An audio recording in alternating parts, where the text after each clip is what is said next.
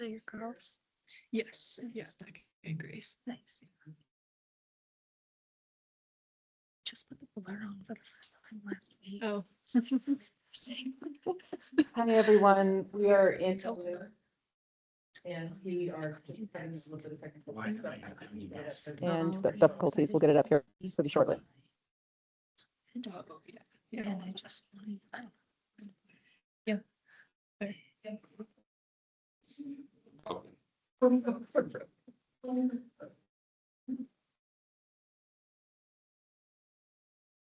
You may have to try to get it. Shows Sorry. you. Oh, is that audio from that? It's just coming through my. Okay. We can hear off of Macy's. We're I saying think. something, but we can't hear her. Britt. Oh, Yep, Hi, Britt, can you hear us from in the room? yep, I can hear you guys.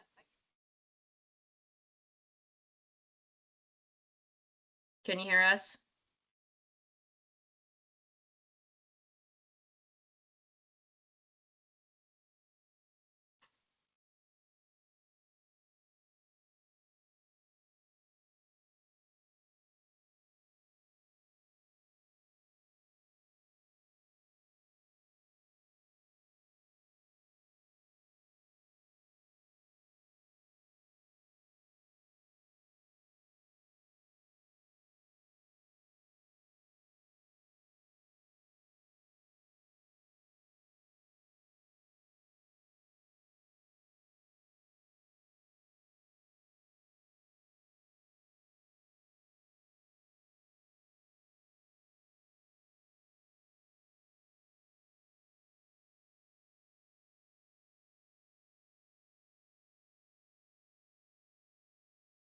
Britt, can you hear me? I can. Can you hear us?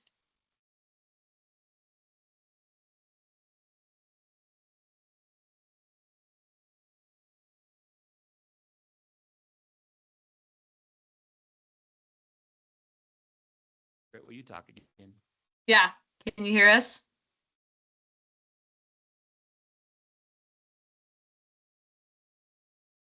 Hello, hello.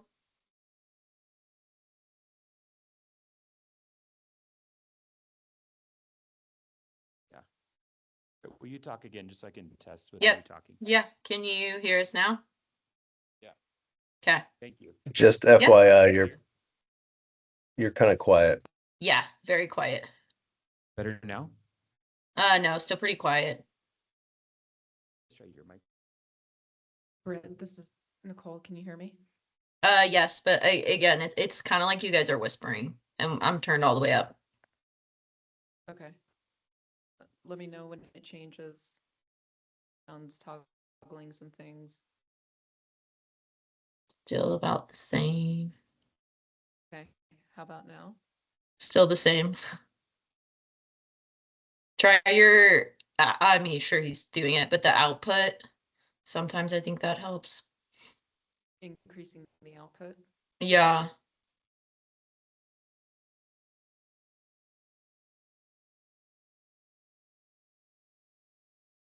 But now. Still the same.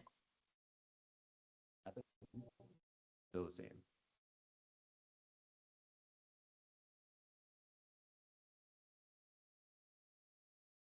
It's ultimately fine. It's just kind of like hush. And I don't think most of us can turn up more. Just doing a few more toggles. I mean, does any of this That sound like sounds it's getting way better? Getting better. That's That's perfect. getting Okay. better. A little bit Yeah. more up. Okay. So trustees, staff, just please talk directly into your mic so that folks online can hear us. Okay. All right. Have a little bit of a change of order here. Welcome, everyone. I'd like to do the oaths before we move into the regular agenda, if everyone is okay with that, so that we can have the board actually conduct business. So who's up first, Macy? You are, Nicole. If you a podium, that might be nice. So just for clarification, we're going to do the oaths first, and then we'll call to order, and we'll go from there.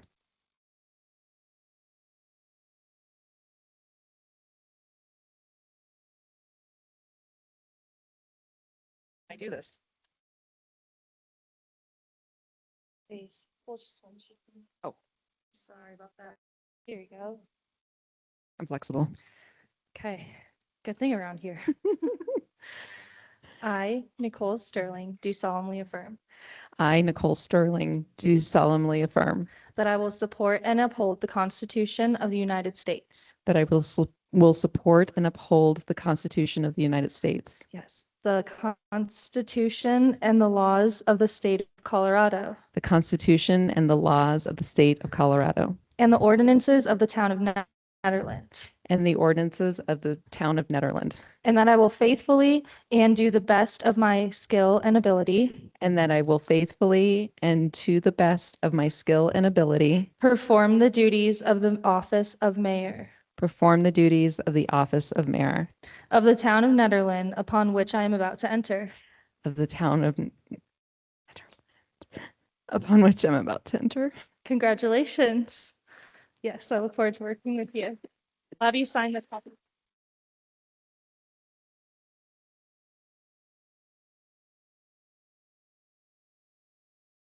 I think we'll do trustee Matthew Kennedy next since he's in the room with us, if that works. You do the rest of them. Here you go. Thank you. Yes, I'll have the one. Okay. When I did this, they hid it from me, so I couldn't see, but I'm gonna, when I first became trustee. So here we go. You ready? Yeah. Okay, raise your right hand. I, Matthew Kennedy, do solemnly affirm I, Matthew Kennedy, do solemnly affirm that I will support and uphold the Constitution of the United States, that I will support and uphold the Constitution of the United States, the Constitution and laws of the state of Colorado, the Constitution and laws of the state of Colorado, and the ordinances of the town of Netherland, and the ordinances of the town of Netherland, and that I will faithfully and to the best of my skill and ability and that I will faithfully and to the best of my skill and ability perform the duties of the office of the Board of Trustees perform the duties of the office of the Board of Trustees of the town of Netherland upon which I am about to enter. of the town of Netherland upon which I am about to enter. Thank you. Yep, she's going to have one for you to sign. And then Andrew's not here. Is he online? Okay, Andrew, can you hear me? I can hear you. Okay. Are you ready to repeat after me? I am ready. Okay, go ahead and raise your right hand.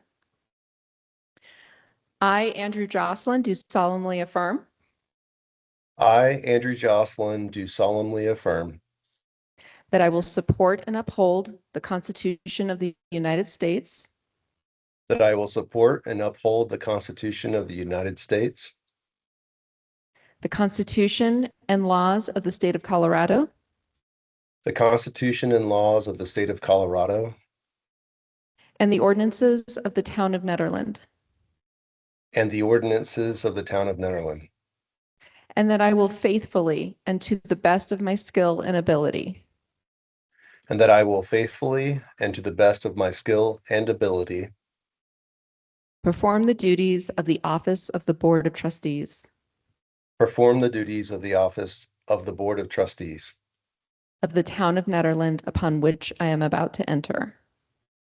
of the town of Netherland upon which I am about to enter. Well done. Congratulations. Thanks, Nikki.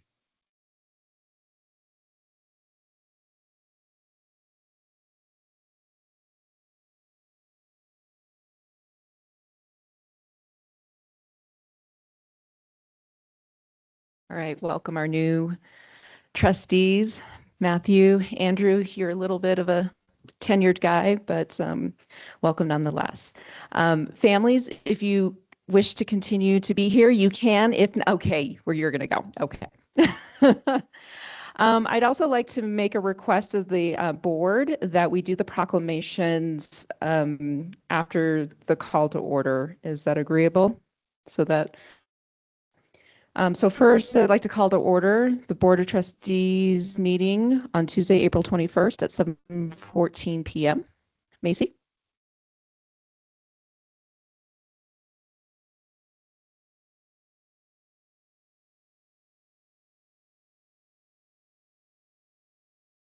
Mayor Sterling, Here. Trustee Larson, Here.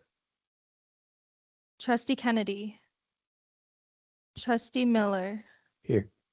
Trustee Here. Jocelyn. Here. Thank you. Thank you, Macy. And now we're going to move up the proclamations so that we can read those out first. And we do have some of our previous trustees here. Is Trustee Corvalon or Mayor Billy online? Can't see. Okay. Not a problem. All right. So we'll go ahead and go towards and do the proclamations of recognizing the service of Tanya Corvalon. Well, Mayor and Trustees, before I start the proclamations, just want to say thank you to the outgoing board members. You guys were my first board in Netherlands, and you took a chance on me, and I appreciate you all. I appreciate you all sitting at this table today. But with that in mind, I wanted to read these proclamations for each of the outgoing trustees and the mayor. The first is for Tanya Corvalon.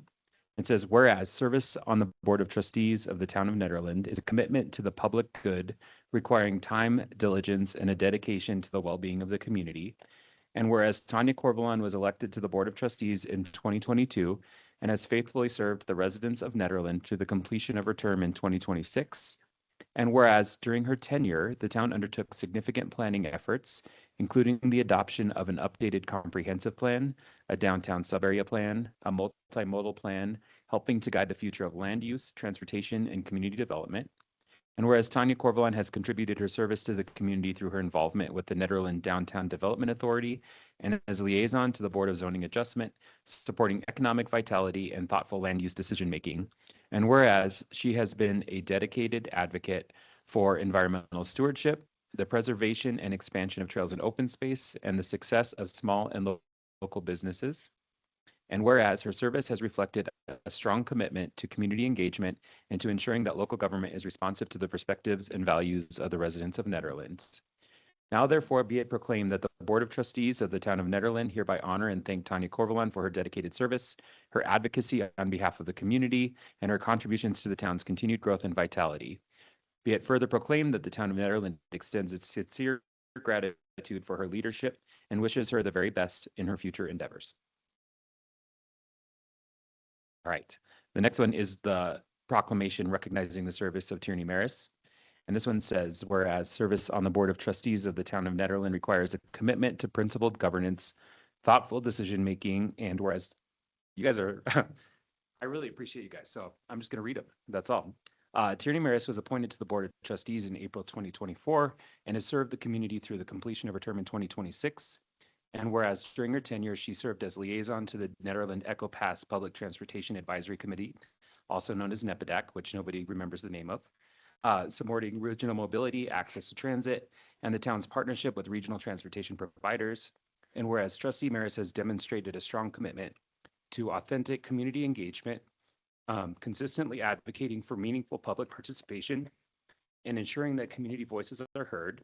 And whereas her service has reflected a deep respect for good governance, including a clear understanding of the distinct roles of the Board of Trustees and town staff, and the importance of maintaining those roles in order to effectively serve the public. And whereas Trustee Maris has contributed to important community conversations during her tenure, including complex policy and financial discussions, while emphasizing transparency, process, and accountability. And whereas her professional background in advocacy and public service has informed her work on the board, reinforcing her commitment to fairness, inclusion, and the well-being of the Nederland community. Now therefore be it proclaimed that the Board of Trustees of the Town of Nederland hereby honors and thanks Tierney Maris for her dedicated service, her commitment to principled governance, and her contributions to the community. Be it further proclaimed that the Town of Nederland expresses its sincere appreciation for her service and wishes her continued success in all her future endeavors. All right. One more. Proclamations are hard for me, but I like them. I think Tierney said she wanted to give a speech after this, right? Yeah, I'm kidding. She does not. She's just well loved. All right, the last proclamation is recognizing the service of Billy Giblin. And this one says, whereas service to the town requires leadership, dedication, and a sustained commitment to the well-being and future of the community. And whereas Billy Giblin has served the town of Nederland in multiple capacities, including as a member of the Planning Commission and as mayor, contributing to the community through both appointed and elected roles. And whereas Billy Giblin has advanced major community initiatives, including the development and adoption of the comprehensive plan, the downtown sub-area plan, and the multimodal plan.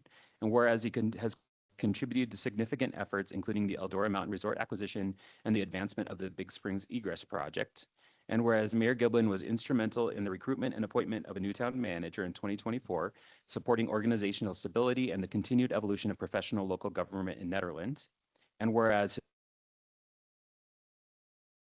local knowledge and shared responsibility, recognizing that the strength of Nederland comes from the people in the community. And whereas his service reflects a commitment to carrying forward the character and way of life that residents value in Nederland while working through the challenges and opportunities of a changing community. Now therefore be it proclaimed that the Board of Trustees of the Town of Nederland hereby honors and thanks Billy Giblin for his service as mayor, for his leadership, and for his contributions to the community. Be it further proclaimed that the Town of Nederland expresses its sincere appreciation and wishes him the very best in all his future endeavors.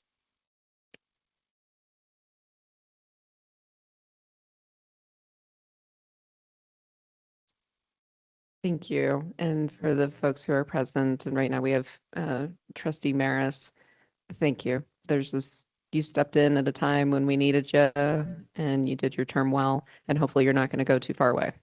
So, yeah, and that goes for everyone, Trustee Corvalon as well as Mayor Billy.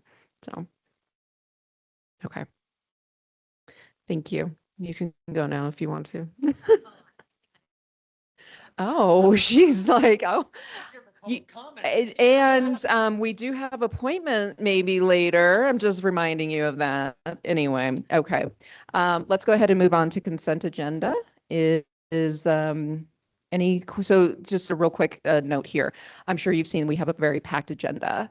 And so typically the process that we follow is we'll have a discussion on the item, or we'll have a staff presentation on the item. We'll have clarifying questions, we'll go to public comment, and then we'll come back and we'll have a discussion on the item. I just asked trustees be brief, be succinct, and to help kind of keep things moving along. And we'll go from there. Okay. All right. So first on the consent agenda, any clarifying questions? I move to approve the consent agenda. Second. Maisie? Mayor Sterling, Yes. Trustee Larson, Yes. Trustee Kennedy, Trustee Jocelyn, Yes. and Trustee Miller. Yes. Thank you. Fabulous. All right. Next up are staff reports. Town Manager Kane. Well, Mayor and Trustees, as always, we've been busy. I think we've got all of our major initiatives are making progress as we move forward. In my staff report, I put a quote that I like that felt kind of apropos as I was writing those proclamations, actually, which is the true meaning of life is to plant trees under whose shade you do not expect to sit. And I think for all of our outgoing trustees, that's something that's really important to me right now. There's been so much work, so many pins set up over the last few years, and we're kind of getting to the point where we're executing on those visions. So I just want to thank them again for their work and you all for your work. Little bit of notes. I attended the Colorado City and County Manager Association conference last week in Glenwood Springs, and I took sessions that were focused on government grants and building team culture specifically. We've been continuing to work on the overlay district, on the Big Springs egress project, on the upcoming SMS project, which installs sidewalks and crosswalks downtown, as well as the TIPS project, which installs another sidewalk. So that work is continuing and advancing. And just as another note, we have continued the work that we're doing in the West Wing here that is coming to completion soon, I think. And also our town crews have started their summer works. You may have seen them out on roads. Alpine recently got done, which is a good thing. They're working on ditches, they're working on culverts and exercising sewer valves and sewer inspections and all of that. So if you see them out and about, that's what they're doing. We are also doing some community notifications through our Everbridge platform and through our social media and website pages to let people know where we're working. So if folks have questions, it's always good to just point them to Town Hall and we'll make sure they have the information they need. If you have questions about my staff report or any of the other staff reports, please let us know. Trustees, any questions for staff?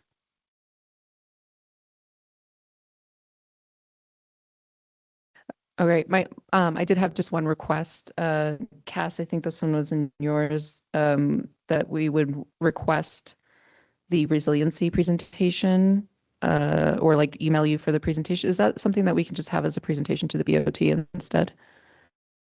So right now they're doing their scope of work. Is that Well, I think there was a line in there that said email us if you want the report, basically. I think the final report. And we would just hope, The capstone, the MEMV capstone.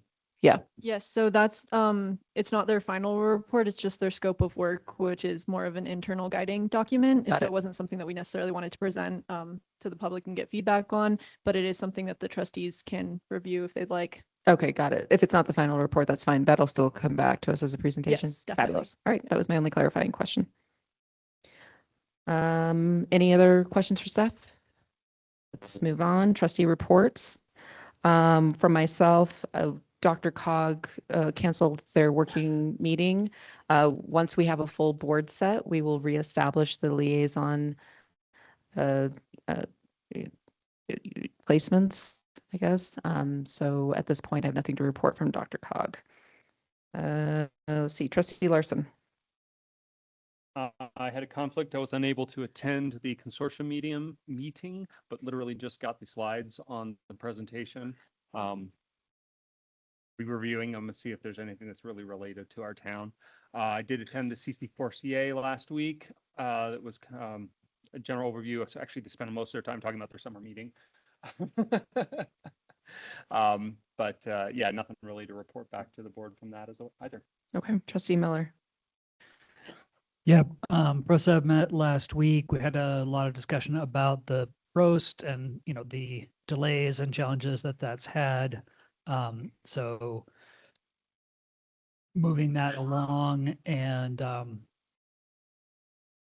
as usual, we'll try to have something coming back to the board sooner, but we've definitely kind of changed tactic a little bit there in order to get some progress on that, because it's been repeatedly stalled.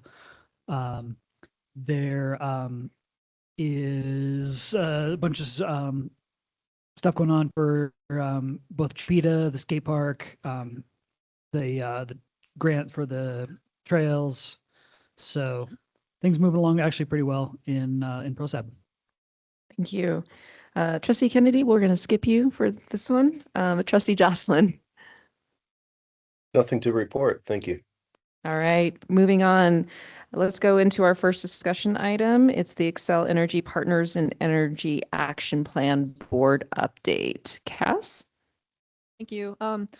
So tonight you are going to hear from Xcel Energy Partners and Energy team, who has been helping us create our energy action plan. This is something that the board has previously directed us to do with Partners in Energy. Previously, there was an energy action plan completed in 2019, and this is kind of an update to that one, as well as new strategies included. So that's what's going to be talked about tonight. We have Grace Hood and Becca Stock from Partners in Energy online to discuss, and they will share their screen and have a presentation. And it looks like they were able to share their screen. And if you can't see the slide deck on your computer or on the TV, there is also a slide deck included in the packet, so you can pull that up and go through it at your own pace as well. And yeah, I will pass it off to Grace. Great. Thank you so much, Cass, and thank you, Board of Trustees, for welcoming us today. We have about 10 minutes that we're going to share some slides with you. Here's kind of our agenda and what we're hoping to talk with you. We're going to basically spend a few minutes just defining what Partners in Energy is. As Cass mentioned, we have worked with Nederland before. Then we're going to dive in and talk a little bit about what we've been up to.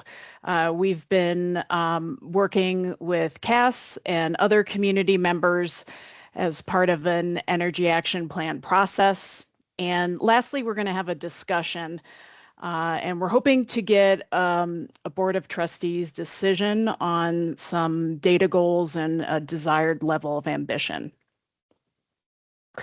So what is Partners in Energy? Well, it's a 2-year collaboration with your utility, Xcel Energy. And what we're working on is really developing and then, I'm sorry, what? You're cutting Can everyone- in and out, and we're getting subliminal messages of a cat in the background. Your screen is flickering on and off, and the cat keeps coming on. Oh. Okay. Maybe it's done now. Let's see. How's it looking now? Let's give it a go. 1, 2, 3. Hello, hello.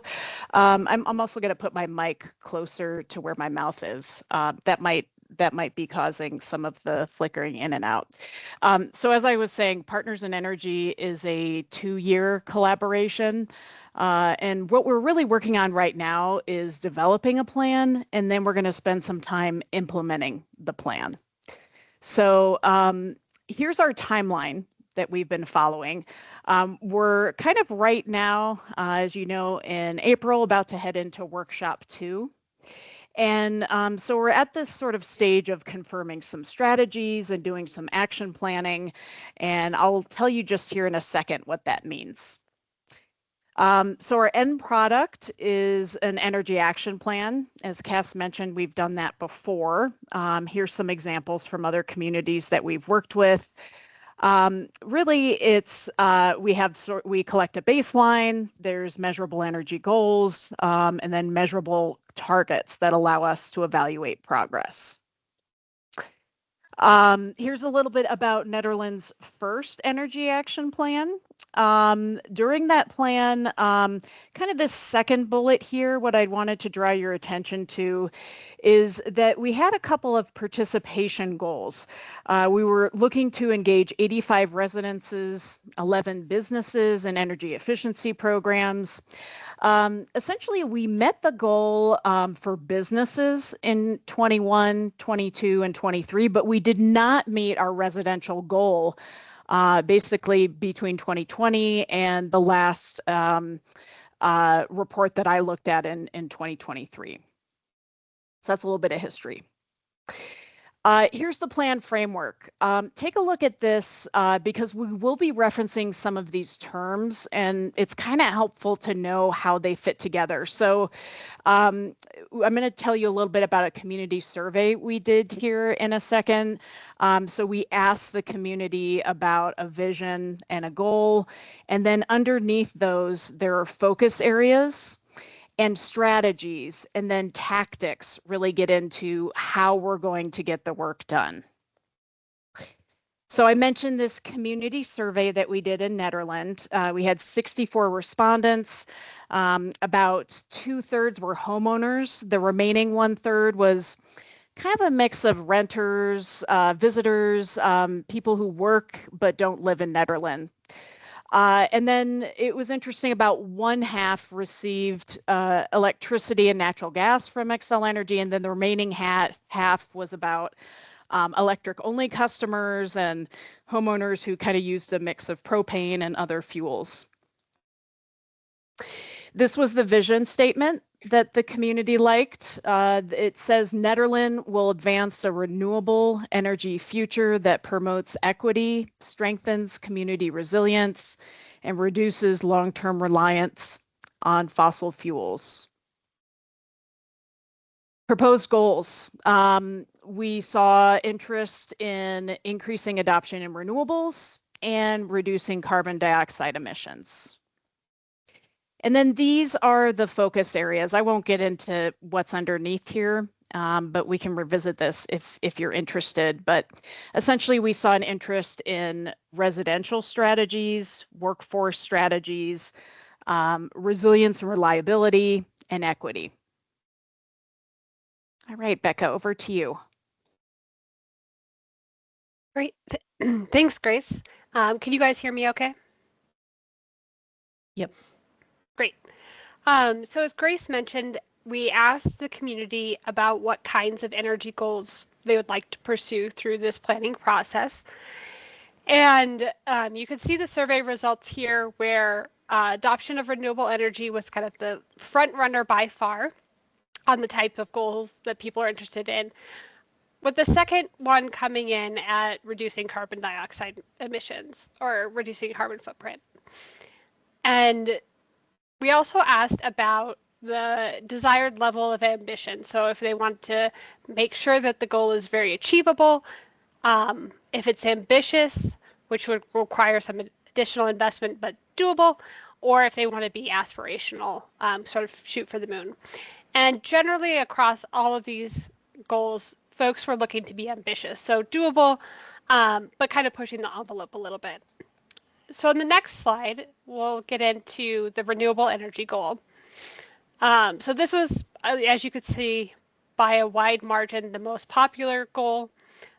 There was also a very strong preference for this to be ambitious. So we defined that as being an investment of resources needed, but a doable goal. We brought those survey results to the Sustainability Advisory Board, and they came back with these two recommendations, which is really one goal and an interim target, but the goal of 100% renewable electricity by 2030, and then a goal of 85% by 2028, which would be the end of the implementation period of Partners in Energy, so sort of where we're building this plan to. So on the next slide, what I did is sort of check that those goals for level of ambition. So what you're seeing here on the graph is since 2017, when you started tracking renewable energy, the sort of reddish maroon color is Xcel Energy's renewable energy, and then the blue color on top is additional participation in solar, either on-site or through subscriptions from Nederland residents. And so you can see kind of continuously increasing over the years. The 5-year average is about 1% per year increase in renewable electricity, and that's from the Nederland subscriptions. So what I did is I forecasted out to 2030 of where Xcel Energy's renewable energy percent is targeted to be, which is 62% by 2030. And then if Nederland continues the same rate it has been, that'll be an additional 25%. So it will be in the 87% range. To hit the goals proposed by the Sustainability Advisory Board, you need to increase by 4% a year over the next 5 years. So it would be a stretch over what you're doing right now. For the next goal, which was the carbon emissions reduction goal, we sort of have the two components of carbon emissions that we're really focused on with Partners in Energy, and that's the fuels that are supplied by Xcel Energy. So that's your electricity and your natural gas emissions. Since we've got this renewable energy target, we really thought it made sense to focus on natural gas emissions with this carbon emissions reduction goal. So the community survey results said, this is a priority, but it does lag significantly behind renewable energy. This does align with cost savings and equity goals that came up throughout the plan as well when we're talking about weatherization and home efficiency. And there was a slight preference for an ambitious goal here as well, but it was pretty closely tied with sort of an achievable goal, something that feels very comfortable. So we brought this to the Sustainability Advisory Board as well. They made a recommendation of having an ambitious / achievable reduction target that we as Partners in Energy might recommend for natural gas carbon emissions reduction by 2030 with a stepping stone in 2028. So to look at what might be ambitious or achievable for Nederland, we looked at historic participation. So on the next slide, you can see here we've got the emissions from natural gas over the last 3 years, and this is just the amount of natural gas used by Nederland times the emissions factor for natural gas. And looking at program participation savings, so that's how much natural gas is saved through efficiency and electrification programs at Xcel Energy. There's a saving of about 2%. The reason I looked at that and not the change in natural gas use is because that can be significantly impacted by the weather. So we didn't want to take weather into account in what was looking like natural gas savings. So to make a prediction or to make a goal for natural gas reduction, I went with achievable is about 1%. So that's 0.2% over 5 years. So keeping at the pace that you have been. Ambitious is I just did 50% more than that, so 1.5%, and aspirational is 2%. This is much lower because you guys have been working on the renewable energy goal for almost 10 years now. So there's a lot of momentum there and a lot more progress. And the natural gas savings is really in its like early stages where we're really trying to gain awareness and sort of get the momentum building. So we would recommend this 1.5% by 2030 goal if you want to be ambitious but achievable for our carbon emissions reduction goals. So with that, I want to just go to the discussion questions. And, oh, I'm sorry. I had one more slide there, sorry. So we just wanted to make it clear how you would track towards these goals. The renewable energy goal, we're not suggesting any changes to how you have been tracking. You've got a great history. Keep it up. Keep moving in that direction.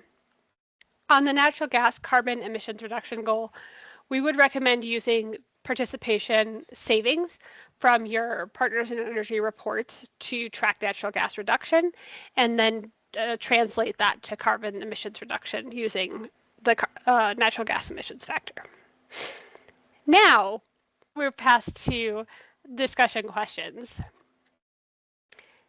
And really what we're asking is, how ambitious does the board feel like they want to be with these two goals? Are the goals as presented appropriate, or do we want to make adjustments?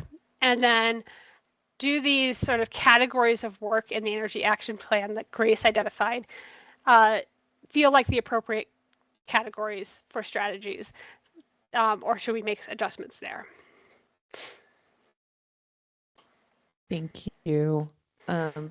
So let's have staff ask any clarifying questions of the presentation. Any clarifying questions? I could be misremembering, but I feel like the first time we walked through this, there was some talk about microgrid stuff. Was that a part of kind of any of the planning process here? Like a town, like because I know we have this sort of town microgrid plan that has bounced around for a while. I can answer that. It hasn't really come up specifically, the microgrid topic. We have talked about resiliency and reliability and taking some actions there, but nothing specific around microgrids. Would that have a significant, I mean, if we were able to get some kind of solar microgrid for the town, would that have a significant impact on our goal?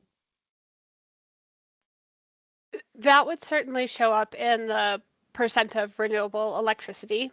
As far as Netherlands contributions, whatever that sort of solar component is that feeds the microgrid would feed into that goal.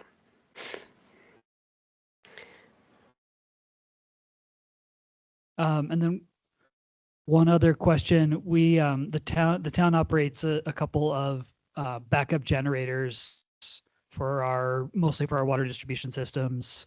And those like I did notice that our carbon emission measurement is based on natural gas we get from Excel. And those don't run on that.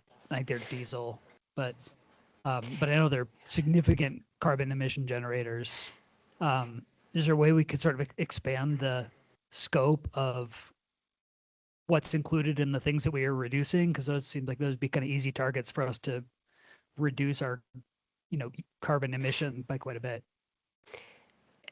Yeah, I just want to say that through Partners in Energy, we're really focused on the data that we get from Excel, and so therefore the energy sources that are provided by Excel.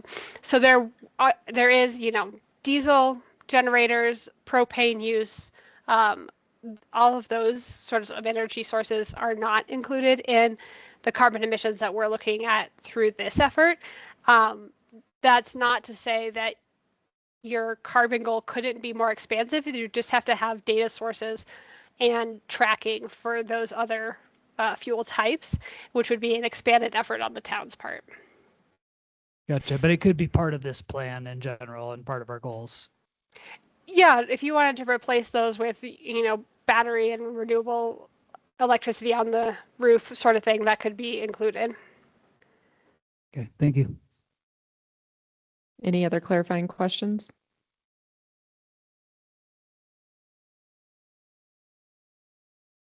Okay, let's go ahead and go to public comment. You get 3 minutes per person, and we'll take public comment on this subject, the Excel Energy Partners and Energy Action Plan.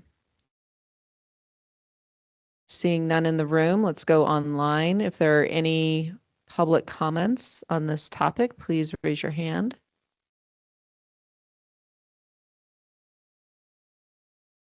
Seeing none, I believe, right? Stacey?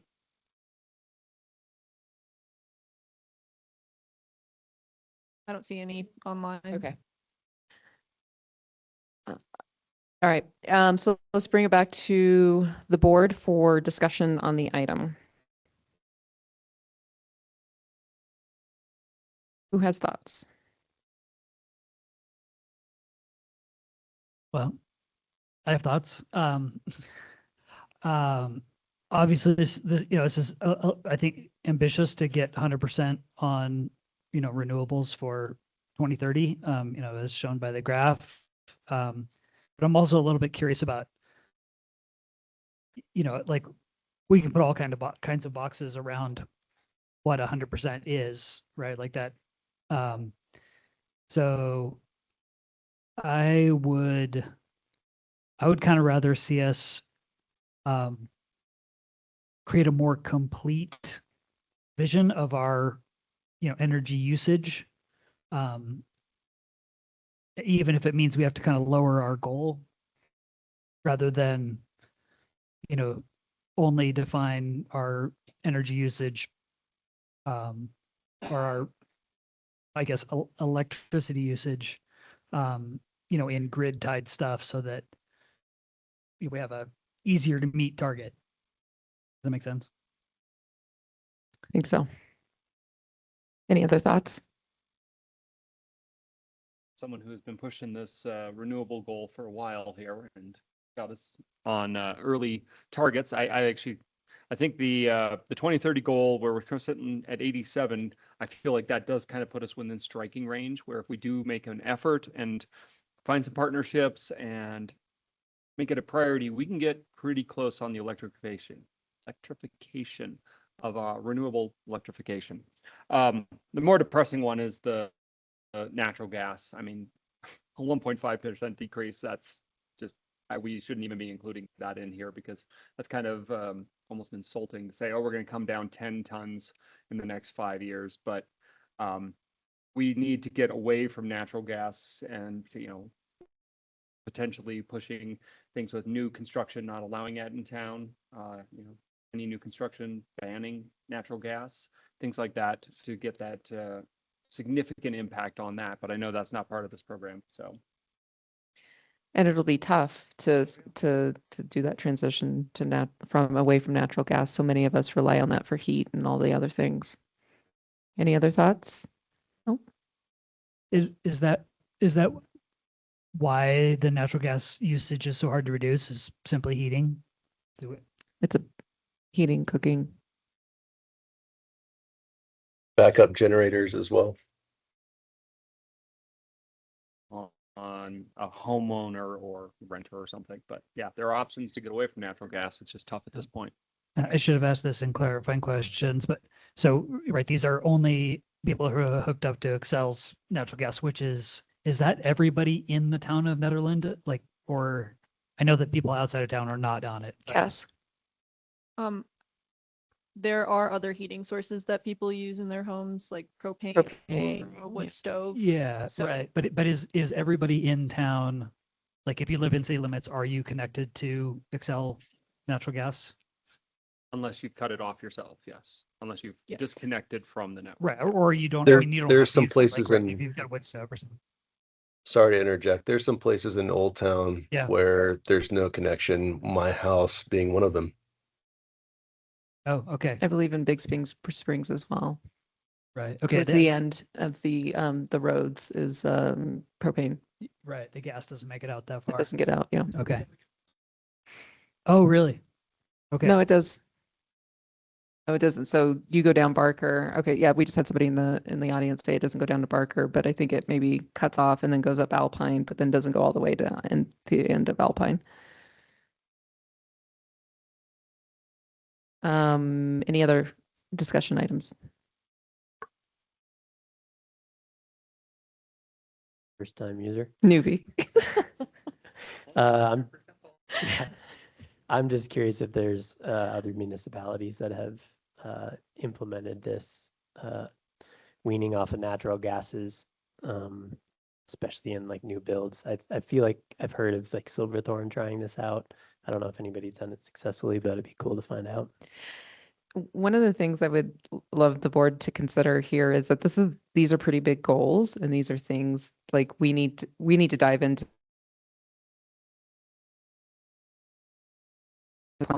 I wonder if during that process we would emerge with like, here are all the things that we have to tackle, and this is where we want the sustainability goal to be. But I'm wondering if that conversation needs to be in connection with the rest of our goals. That's my question to the board.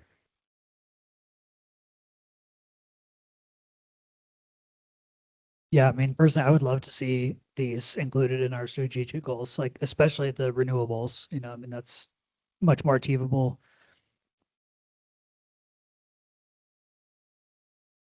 Netherlands, because that would probably get us through the year. Well, and then we can have a deeper discussion with staff on, like which of these goals are they both? Is it one?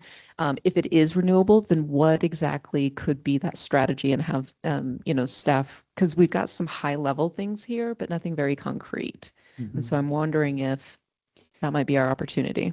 Is there value in kind of like looking at, I mean, the low hanging fruit, so to speak, like things, within town that would be kind of easy to pick off as far as things that would improve our impact. Just kind of like where who are the biggest electricity users? Where's our best chance for solar? Where's our best chance for wind? Can we do hydro? Like, it seems like it would be good to kind of understand what things might make a bigger difference rather than just saying, hey, everybody try to put solar on your roof. Mm-hmm. Cass, is that information and data? One, do we have it? And two, are we close enough to like you having that data to at least put together some sort of a presentation to us during strategic planning as to where the low hanging fruit are? So you're asking for data that's specifically like who the largest electricity users are, or? Well, if we were to say, 100% to renewable, let's say the board decides that's the goal. Where exactly, because I know that we talked about residential. Okay, great. Then, but like, what is it? Is it what Trustee Miller said? And it's like, we're just asking everyone to put solar on their houses, or is there something there, or is it the wind turbine, right? What is the thing that staff see as the low hanging fruit in order to really allow us to get at the goal? Right. I think the data that would support it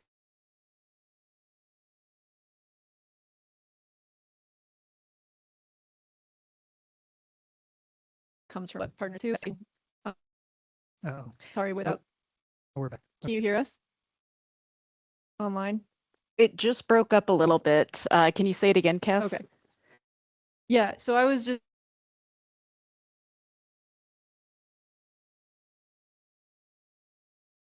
We can't hear you guys now. necessarily We're losing them. Okay. Just so that, board, how do we feel? Do we feel that this would be something that we would want some more information on in terms of like, where do we start in terms of those low hanging fruit? And would we like to have this during strategic planning so we can make it as a part of our overall goal structure? Are we in somewhat agreement with that? Yeah, for sure. And I would like to also, know like what possible solution options are there, right? Like, in renewables, we have, wind, solar, hydro, geothermal, like what exists in Netherlands that would be most viable as far as, creating our renewable offsets. Because if it's a microgrid, cool. And I just throwing this out because we might have a different scope of what town's electrical usage is in the next year.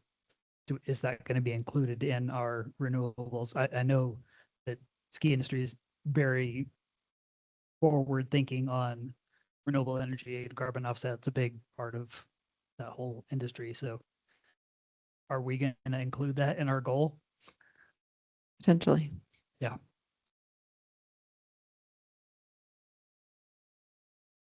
My main question, I think, is what is the timeline on the strategic planning? Because this plan, like we only have partners in energy for a certain amount of time, based on the memorandum of understanding that we signed. And so we are supposed to have like our second workshop with strategies coming up, and then the plan's supposed to be finalized in June. So I'm just wondering if the bigger discussion about these goals, is that going to happen in the time frame of this plan or not? Yeah, it should be happening next month. Okay. So that might be a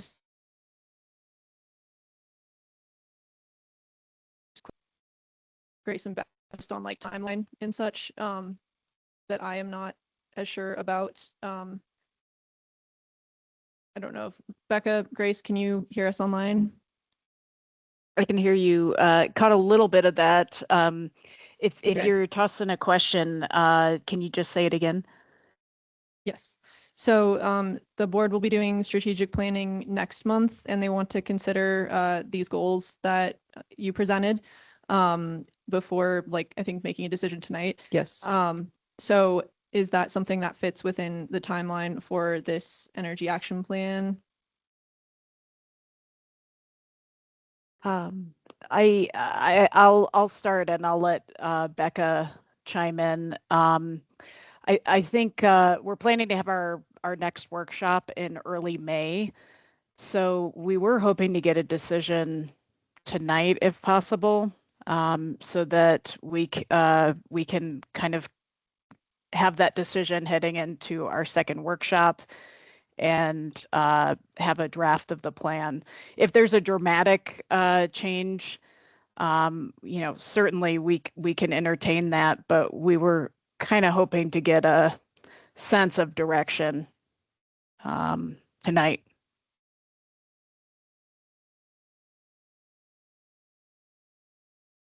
I guess Yes, John. Mike, I'm just thinking about framing the second workshop and strategies. If we feel good about the focus areas identified on like where we want to work on energy action, and it sounds like we want to have a renewable energy goal, what that target is exactly is maybe up for debate, but not the fact that there is a goal. We could sort of move forward with, we're going to work on our renewable electricity to some degree, and then we're going to work in these 4 focus areas. And I think that would give us enough to frame strategies for the plan and finalize that renewable energy percentage.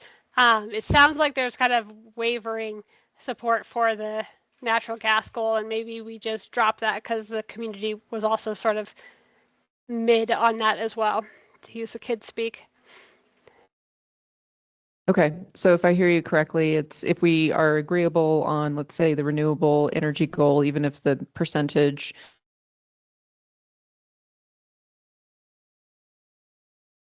equity, residential homes, resiliency, and building workforce, that would be enough for you to just keep moving forward with the action plan. Is that correct?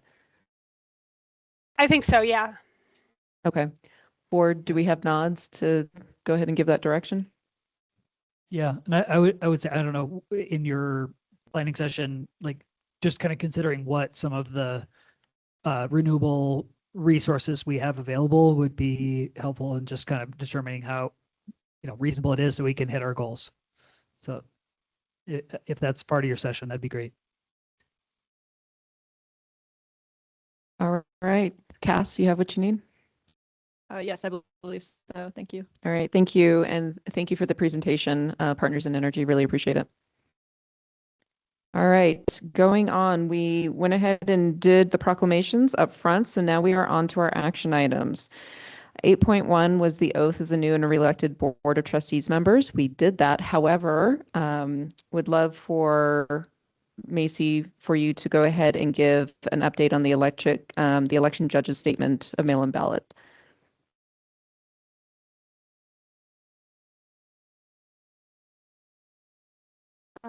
So, as you all know, Election Day was April 7th, 2026. At the end of the night, the unofficial abstract showed that Nicole Sterling received 257 votes and Billy Giblin received 258 votes. Then there was an 8-day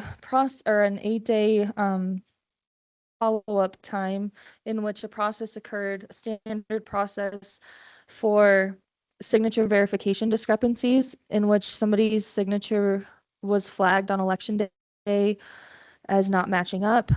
There is a process in which they fill out a form and submit their ID and confirm that they're the ones who submitted the ballot.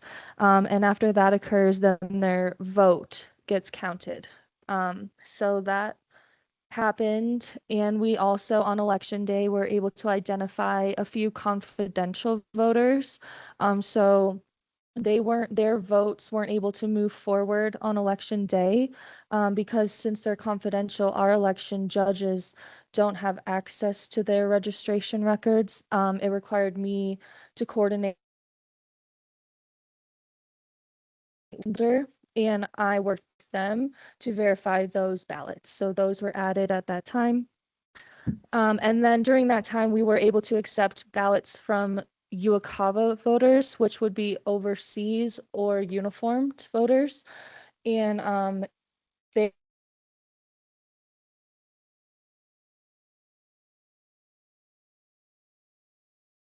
You guys keep cutting in and did out. not receive UOCAVA. So we only Sorry, yeah, we know we're going in and out. Well, if those of you who are online, if you want to turn off your cameras, if it helps.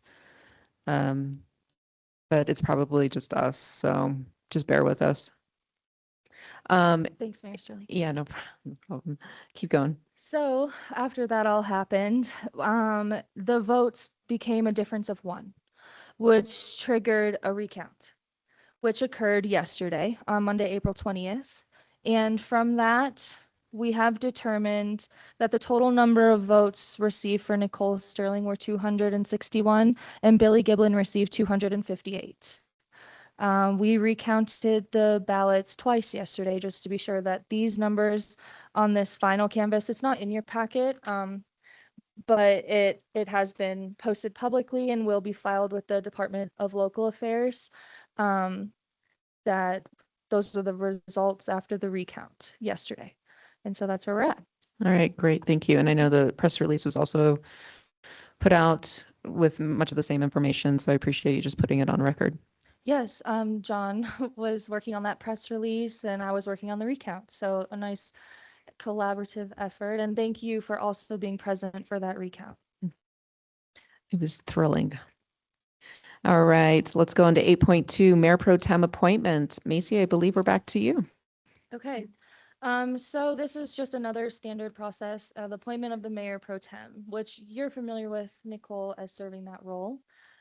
So now it's up to the board to discuss who you would like to appoint for the Mayor Pro Tem. Thank you. And I'll kind of make a first statement here. A lot of us are new, except for Trustee Larson. I think you're the OG. I think that's what you get as your title.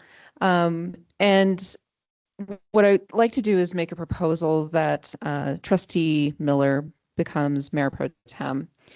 One of the things I have noticed wonderfully about Trustee Miller over these last couple of years, especially when we have gone into very nitty gritty topics, is that you're asking the questions and you love diving in. And I think that's like an important part of any trustee's job, is to be able to dive in, ask the pointed questions, ask the hard questions. And I also look at who would be a nice compliment, or not opposite, but like a compliment to me. And I think that with your emphasis on the outdoors and the trails, and you do love the wide range of topics that we approach, I think you would be a wonderful Mayor Pro Tem. And so I'd like to make a motion to appoint Trustee Miller as Mayor Pro Tem of the Board of Trustees. Second. We also first need to have, well, and we need to have public comment. Now, let's. Sorry. No, but there is a motion on the table. I'll state that, but let's go ahead and go to public comment. Are there any public comments in the room? Any public comments online?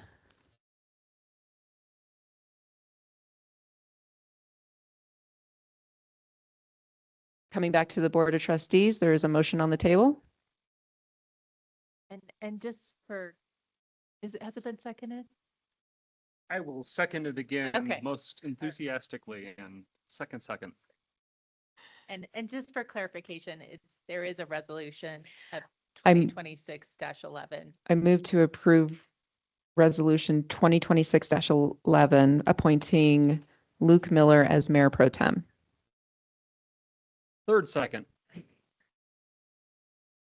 OG gives a third second.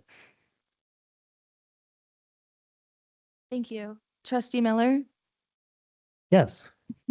Trustee Jocelyn, Yes. Trustee Larson, Yes. Trustee Kennedy, Yes. and Mayor Sterling. Absolutely, yes. Thank you. Thank you, everyone. Congratulations, Mayor Pro Tem Miller. Ooh. Oh, look at that. Oh, my goodness. Okay, I know. All right, we're on to our next one, 8.3, the Flower Collective SRU. And we've got a bit of a process for this one, so bear with me, everyone. This is a quasi-judicial process, and we are going into a public hearing. We have an application for a special review use submitted by the Flower Collective on the agenda. Before we begin, I want to provide an overview of the process of this public hearing. The hearing will start with staff presenting the report on this special review application. The Board of Trustees will have an opportunity to ask clarifying questions of staff after the presentation. The applicant will then present on the application, and the Board of Trustees will be able to ask the applicant clarifying questions. We will then allow for public testimony. The applicant may be permitted to respond to the public comment. The Board of Trustees will then discuss and deliberate the application. The public hearing is now open for the purpose of considering the special review use SRU related to the Flower Collective conducting a medical marijuana product infused product facility. Town Attorney Madsen. I would just like to ask a question about the folks online, because this is quasi judicial and we're going in and out. I think it's important to know if there's anybody online who is interested in this application, wants to provide public comment. I think, is the applicant in the room? So the applicant, this is the Brittany. He's online. Unfortunately, myself and he and his family all have this cold going around, but he is here.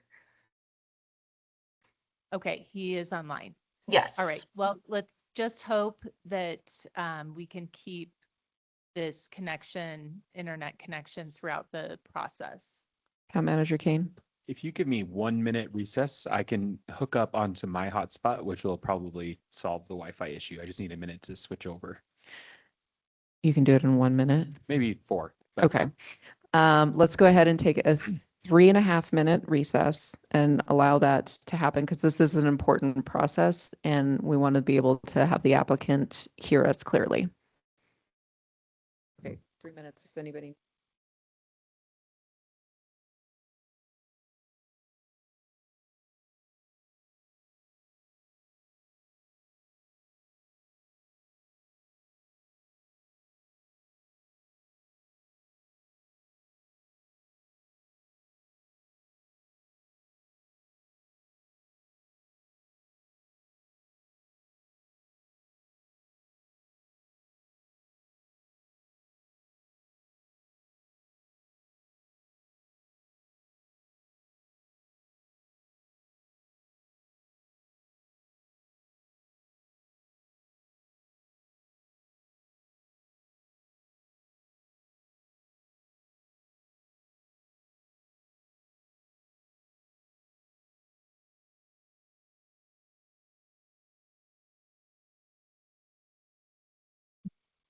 Britt, do you have us clear?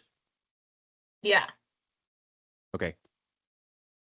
It'll be just a minute, but I think I got it fixed now. Okay.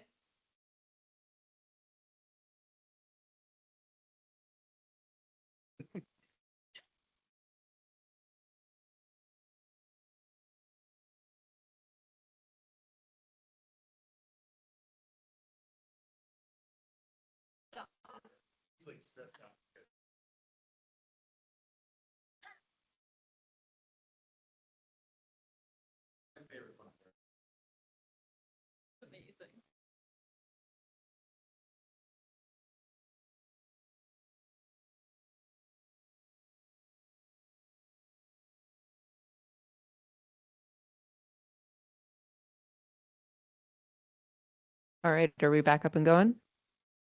All right. We ended early, 2.5 minutes. I got to shave every half minute off. I hear that we have some public comment on non-agenda items. Let's get through this SRU, this public hearing, and then we'll move you in, okay? Thank you. Okay, All are right. you guys ready for me? And debuting is Town Planner Britt Demink. Can you please present the staff report on this SRU? Absolutely. I am not going to turn on my video since every time I turn it on, it seems to cut in and out. So I'm just going to do that just in case.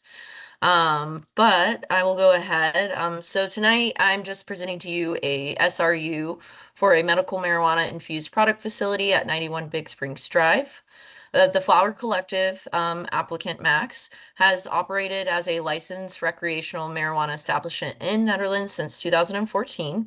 The current use is for retail marijuana products manufacturing. The applicant is requesting an SRU approval to allow medical marijuana infused product manufacturing facility to be co-located within the existing facility at 91 Big Springs Drives. This property is located or is zoned in general commercial, where marijuana product manufacturing is permitted only through SRU approval. The proposed use will operate within the existing building footprint and will not require any exterior alterations, site modifications, or expansion of operations. The state licensing authority has approved the co-location and issued a conditional license. The applicant has demonstrated that the addition of medical manufacturing use will not increase demand on utilities, traffic, deliveries, staffing, or equipment. A notice for this application was published in the Mountaineer on the 5th. A notice was mailed to property owners within 300 feet of the proposed use on the 6th. The Planning Commission did recommend approval of the application on March 25th, 2026. I have the site on here. If you are not familiar with the property, there are photos on your packet. Now I'm going to work through the analysis. So one, the application is eligible for special review use under section 16-32. The applicant meets the criterion. The proposed use is a marijuana establishment under the Netherlands Municipal Code, as the applicant is proposing a medical marijuana infused product manufacturing facility. Because the property is located in general commercial zoning, this does require review and approval through SRU.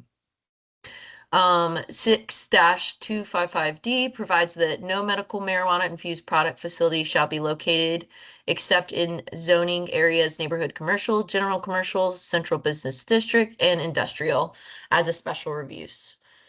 In addition, 6-255E provides that no medical marijuana infused product facility shall be located within 500 feet of any other medical marijuana infused product facility, unless the licenses are held under the same owner and operated within the same structure.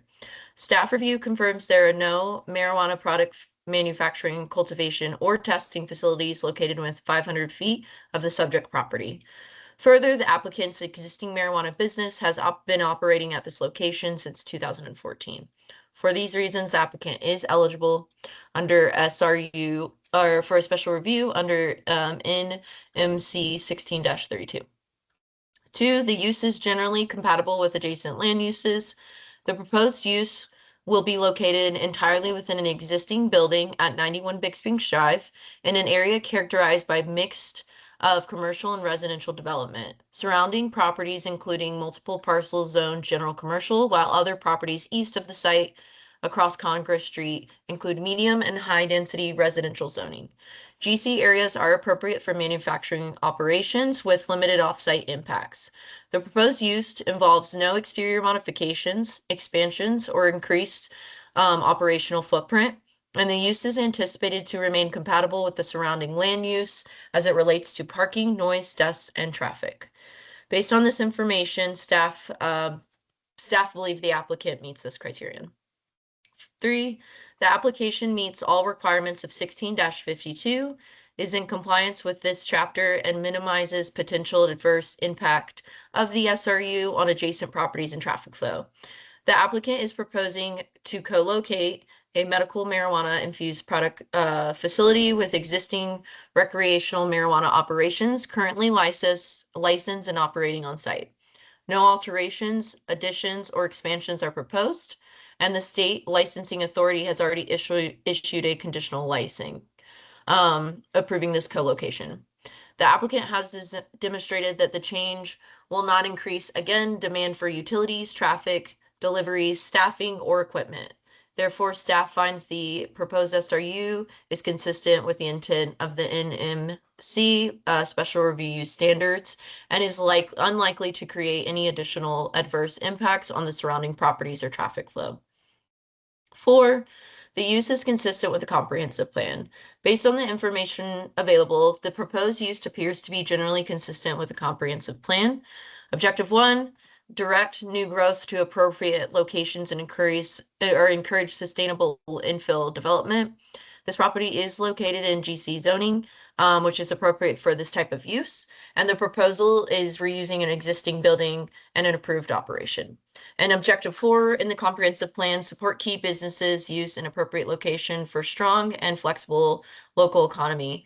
The Flower Collective is an established local business. The proposed use supports the expansion of the business in an appropriate location by supporting local jobs and local revenue. This use maintains the commercial character with limited impacts to the adjacent residential area.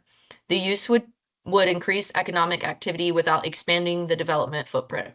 By adding a medical marijuana product manufacturing license that is co-located in an already approved and operational retail manufacturing or marijuana products manufacturing use.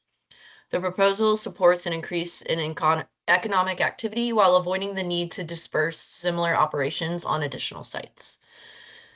Okay, 5, the town has the capacity to serve proposed use with water, sewer, and fire and police protection. The town appears to have the capacity to serve the proposed use with water, sewer, fire, and police protection. The facility is already connected to municipal utilities, and base fees are currently being paid. The utility, streets, and fire departments have reviewed proposals and have not identified any concern. And based on the department and referral review, existing service connections, the proposal does not appear to create any capacity issues. Again, the Planning Commission did approve SRU application and associated SRU agreement for the Flower Collective at the March 25th, 2026 PC meeting. So questions before you, do you approve it or do you recommend imposing any conditions on the application to ensure compliance? There are some alternatives.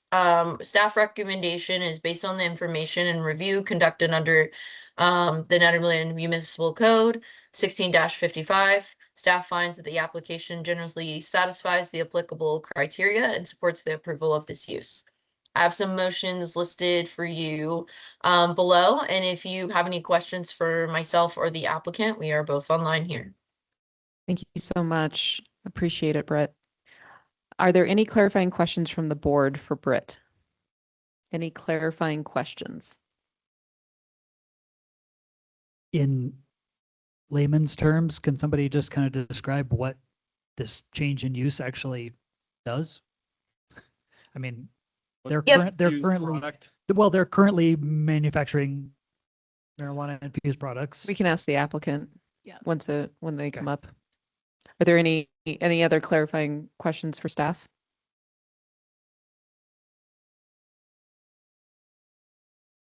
All right, is the applicant or representative present? I am here, yes. Can you hear me? Hi, thank you. Can you please state your name? Yes, Maxwell Pollitt.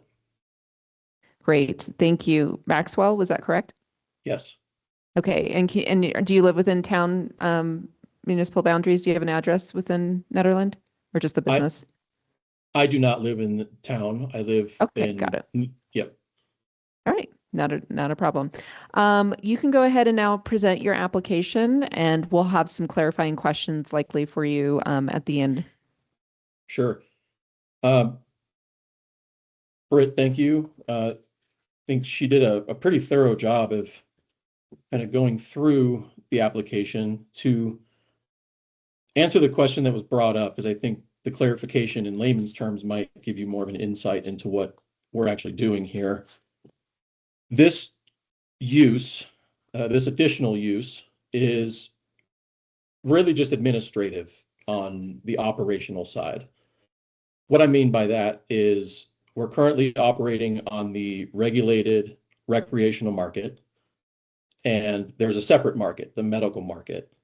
It's regulated a bit differently as far as sales go, but ultimately everything comes from the same place as far as the cultivation and extraction of it, assuming you have the right licensure in place. And for us, we're not increasing any cultivation. We're not producing any more than we're currently producing. We're just trying to open ourselves up to a different market, as our industry has seen some major depression over the last 5 years or so. We're struggling to make the sales on the retail side. We've got some federal legalization that is unknown on what that landscape is going to look like. And this is really a move for us to be able to prepare for whatever legal landscape we are potentially going to see here in the next few years. So the operation of adding the medical license to this location is really just to have that product available on the medical side. We'd be using all of the same equipment we currently have and possess and use to produce the retail or recreational product, and we would essentially just manage a medical inventory and use all the same equipment, SOPs, and personnel, employees, and utility demand would all just be the same, because we're essentially just bifurcating our current inventory into 2 separate buckets. Thank you, Maxwell. Yeah, Okay. so I think the rest of it was probably pretty well laid out. So I'm happy to answer any other questions that might need to be clarified about what this application is about. Okay, thank you. Let's go ahead and open it up for the board. Do you have any clarifying questions for the applicant? Already answered. Thank you.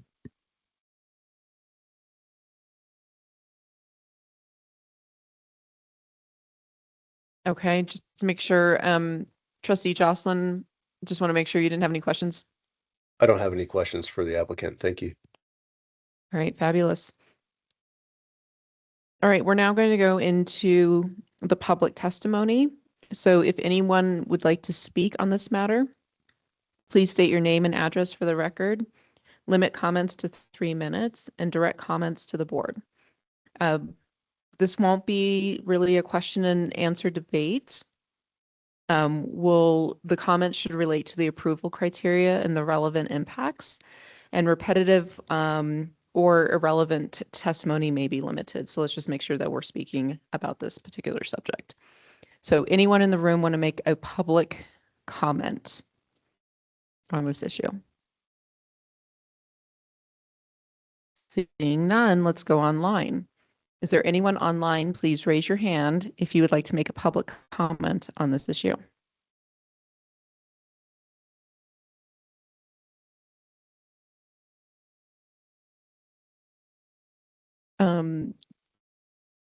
Seeing none, we're going to bring it back.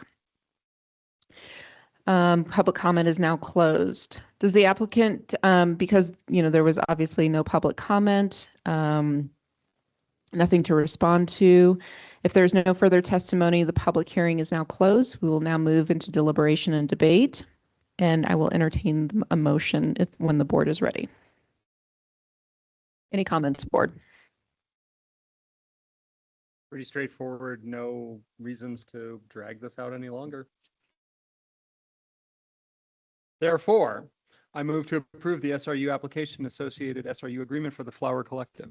All right, let me just make sure. No deliberation, no other discussion. Okay, and Does this also approve the resolution, or is that a separate thing too? Yes, for formality's sake, let's go ahead and do, the resolution is 2026-10. I will amend my motion to approve the SRU application, associated SRU agreement, and resolution 2026-10 of the special reviews for the Flower Collective. Seconded. Thanks, everybody. Trustee Larson, Yes. Trustee Miller, Yes. Trustee Jocelyn, Yes. Mayor Sterling, yes, and Trustee Kennedy. Yes. Thank you. The motion's approved. congratulations, Maxwell. Happy infusing.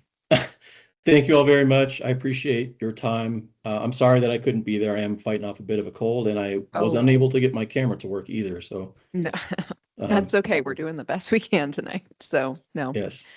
All right. Thank you. Thank you all. Appreciate it. Appreciate your time. Pause real quick here for just a moment. I know that we have some folks in the room who would like to do a public comment on non-agenda items. Is that correct? Can you raise your hand for how many people there are? 2? Okay. Rather than keeping you all the way to the end, we can go ahead and have you come in and do this now. So we'll go ahead and open it up for public comment on non-agenda items. You'll have 3 minutes. Macy will have her little clock here. And away we go. Are you both coming up at the same time or one each? Okay, fabulous. Didn't know if it was going to be a duet or anything. She's on deck. Okay, so please state your name and your address and your relationship to the town. Yep. Josh Schlossberg. I live off of Wildwood. And yeah. So there's a reason why most of us live in Ned, away from the conveniences and luxuries of the city. That's because we value nature and quiet. While we still have a lot of nature left up here, we don't have the quiet anymore.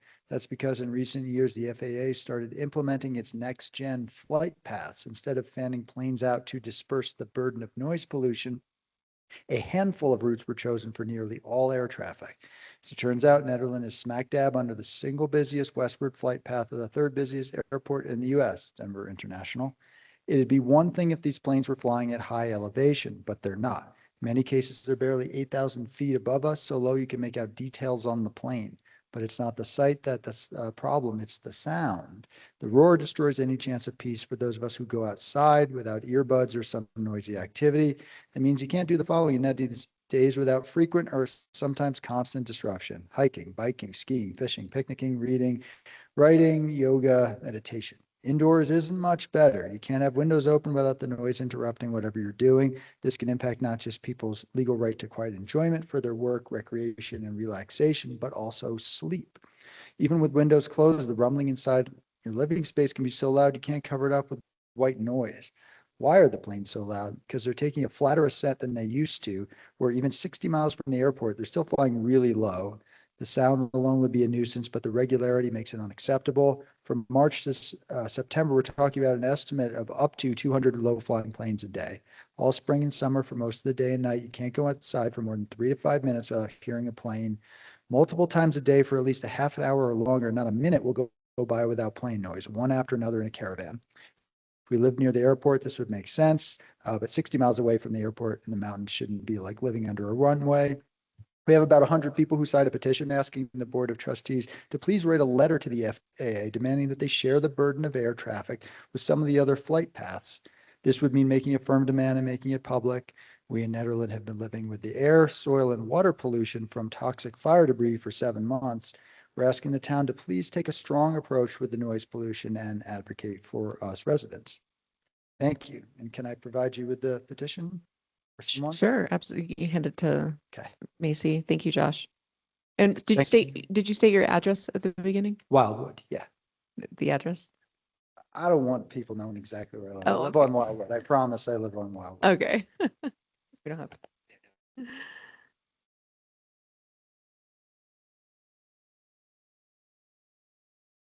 Good evening, Mayor and trustees. My name is Carolyn Schulte, and I live in the Nederland area off Magnolia on Cumberland Gap. I'm here to raise a concern about concentrated aircraft traffic from Denver International Airport that is now consistently affecting our community. Over the past several years, the FAA has implemented next-gen flight procedures that rely on GPS-based routing.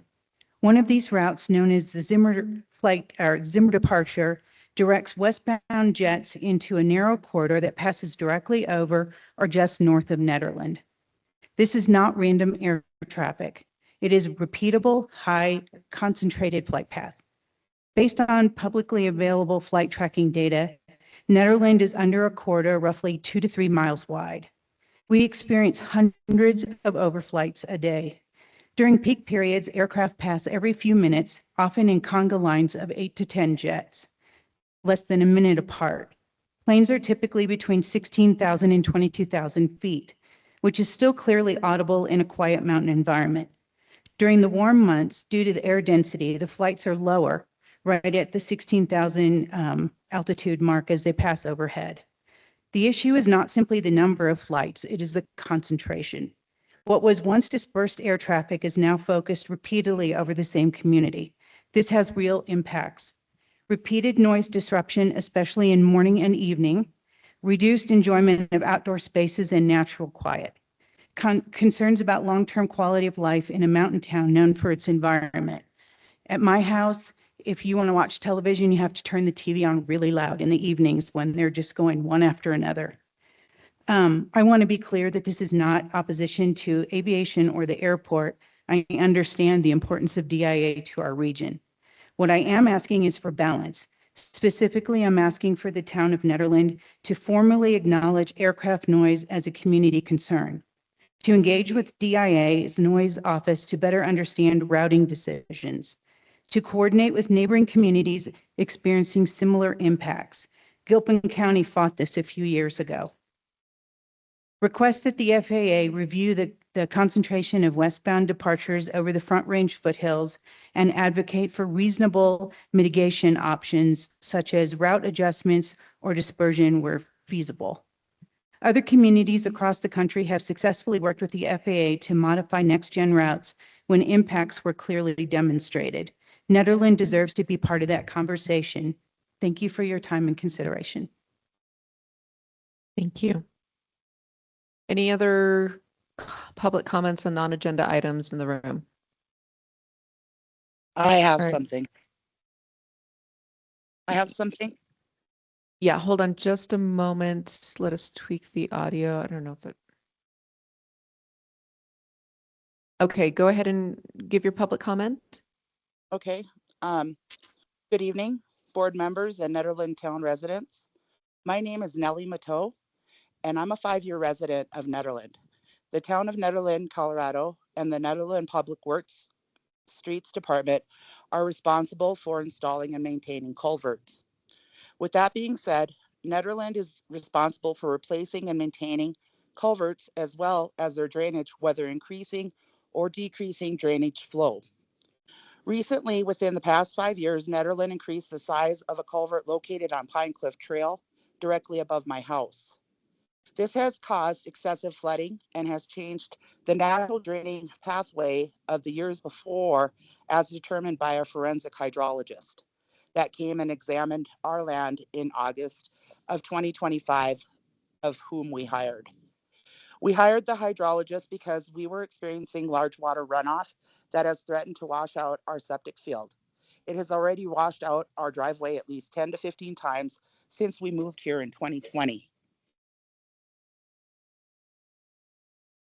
We've given notice at least once a year to the city administrators, streets managers, and mayors, now you'll be included, Nicole, about this problem.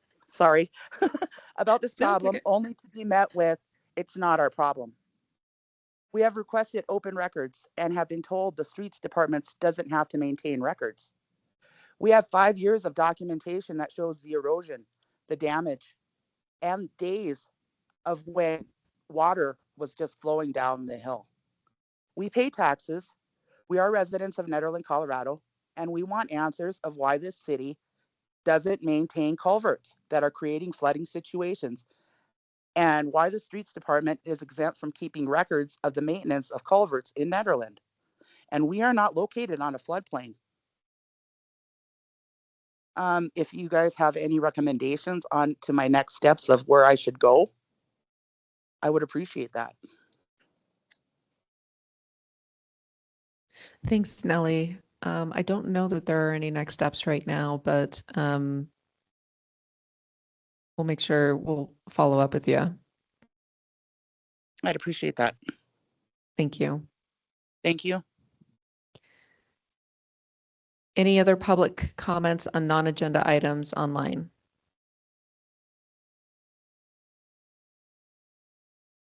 All right, thank you, everyone. We're going to close public comment on non-agenda items and come back to 8.4, First Street Overlay District. Town Manager Kane. Mayor and trustees, before you this evening is ordinance number 886, which establishes a First Street Overlay District. It's important to note that this ordinance has not changed from the first reading. As it's currently drafted, it does establish a maximum building height of 35 foot for buildings with flat roofs and 45 foot for buildings with pitched roofs, and requires a minimum 20 foot third floor step back along the First Street frontage. At your last meeting, we focused primarily on 2 issues within the broader regulatory framework. The first was direction that the building height should be set to 35 foot. Second, the board discussed whether the current 20-foot third floor step back functions well in practice, and directed us to perform additional analysis regarding what an appropriate step back might be. Since that discussion, there has been additional consideration given to the relationship between the upper story form and emergency access. Based on that review, which does include drawings that were prepared by Billy Giblin, using current ladder conditions for Nederland Fire as a reference point, a third floor step back in the range of 0 to 6 feet appears the most appropriate, rather than the 20-foot step back currently contained in the ordinance. This is a way that we can balance the downtown form that was desired within the sub-area plan, perceived massing of that third floor the third floor on the building, and then ladder access for Nederland Fire. Tonight, you're taking a legislative action. You can adopt ordinance number 886 as drafted. You can adopt it with modifications, or you can take other legislative action. The motion was structured to allow you to modify the building height, the third floor step back, and any other provisions you may determine appropriate.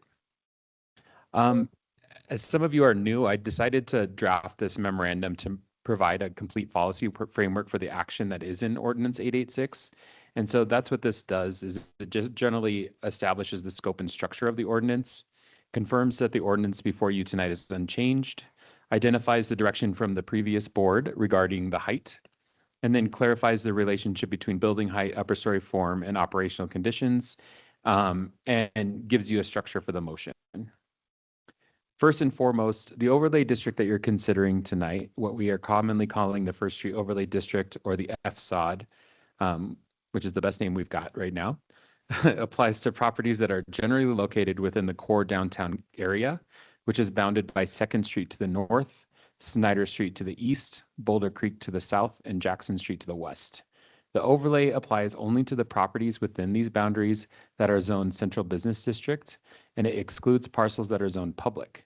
This ordinance also specifically includes Tract 848 and Lot 1B, which are generally the lots that are east of Snyder Street that we call NedGen and the NedGen lot and the Snyder lot.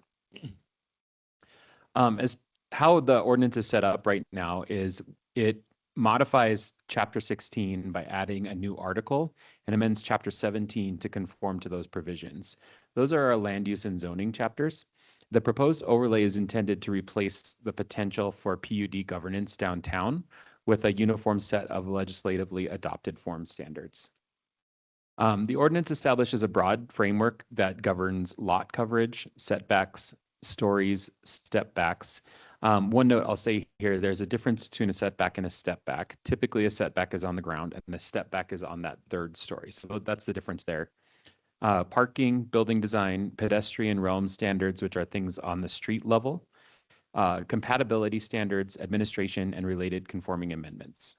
The purpose and intent provisions of the ordinance say that this overlay district is intended to positively shape development and redevelopment, implement the downtown subarea plan, promote a cohesive and pedestrian-oriented downtown, reflect the town's mountain character and small town's charm, and encourage mixed-use redevelopment while providing clear development standards for the commercial core.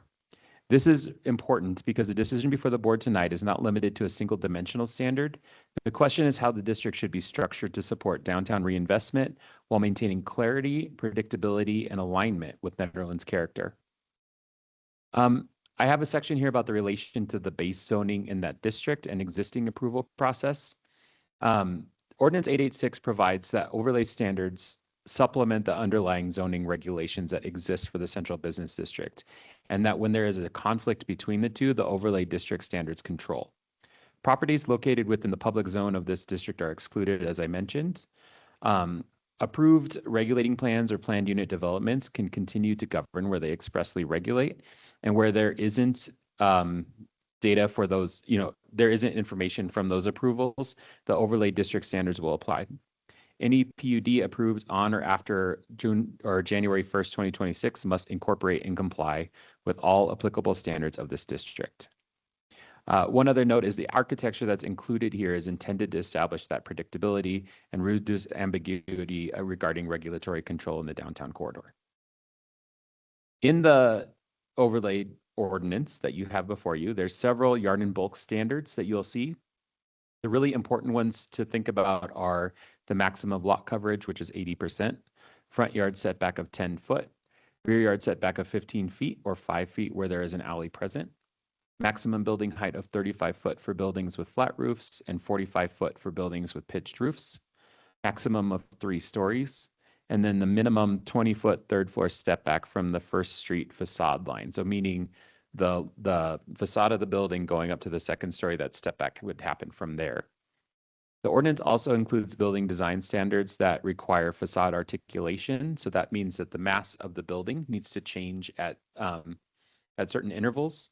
Modulation of that massing for larger development. So meaning there needs to be architectural articulation in the different sections of the building.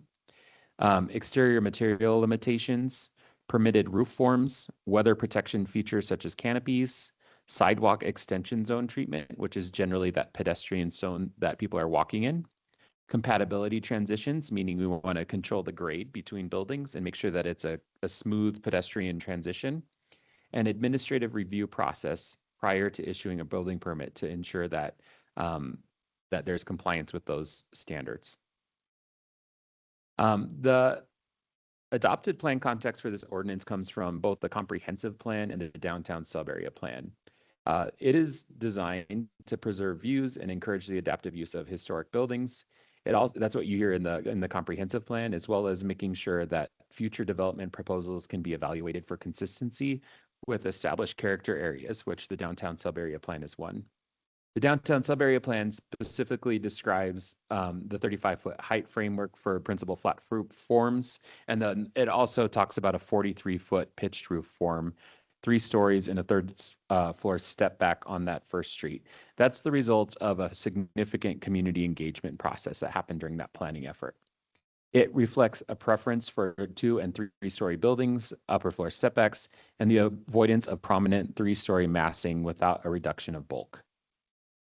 At our prior meeting, there was really 2 issues that emerged from your discussion. The first was building height. As currently drafted, the ordinance allows that maximum 35-foot height for flat roofs and 45 for pitched roofs. During a prior meeting and conversation with Nederland Fire, the board provided direction that building height should be set to 35 foot. That direction is important to note because we have not yet modified the ordinance to reflect that direction. So that's one of the decisions before you tonight. The other principal issue that was discussed at the meeting is the 3rd floor step back. Currently, the ordinance requires a minimum 20-foot 3rd floor step back for 3rd stories along the first street frontage. At that last meeting, there's also concern raised regarding whether that standard functions well in practice, most specifically because of fire's capacity to serve a building with their current apparatus and making sure that they have access for the ladder. You directed staff to further evaluate what step back would be most appropriate. Based on that review, which does include conceptual drawings that Billy drew that are in your packet, it looks like the 20-foot step back that is currently in the ordinance would create operational challenges for Nederland Fire. The conclusion from that review is that if you'd like to retain the 3rd floor step back, something in the range of 0 to 6 feet appears to be more workable than that 20-foot requirement currently contained in the ordinance. That range may offer a better balance because it will still break up that upper story massing without excessively pulling the facade out of that practical ladder relationship. It can preserve some flexibility in building form, and it might better reflect that trade-off between pedestrian scale and emergency access. I wanted to mention in this section, this is still a legislative choice for you. You can retain the 20-foot step back, you can reduce it, eliminate it, or modify it. We are recommending that you consider the 0 to 6 foot step back or no step back in place of the current 20-foot requirement. As we mentioned in the kind of earlier in the staff report, the purpose of this overlay ordinance is to implement clear, predictable, and easy administrated standards in the CBD, rather than relying on a case-by-case negotiation for basic form standards. Currently, some of these processes are governed by what we call a PUD or planned unit development, and that can have a more piecemeal approach to the architectural standards and other standards in the downtown. And establishing this district will make sure that we are clear and consistent in all of our building guidelines for downtown. Tonight, there's essentially 3 questions before you. The first is whether to modify the ordinance to reflect prior board direction regarding building height, whether to retain the current 20-foot step back or to modify that standard, including consideration of a reduced step back in the range of 0 to 6 feet. And then also whether any additional modifications to the structures or standards of the overlay district should be incorporated as part of that adoption. There's several alternatives for you available that are in my staff report. The first is to adopt ordinance number 886 with modifications such as to the building height, the 3rd floor step back, and any other provisions of the ordinance you determine appropriate.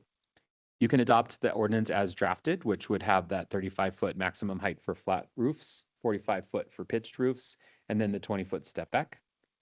You could defer action pending further revision of the ordinance, or you could take no action, in which case the existing CBD standards would remain in effect.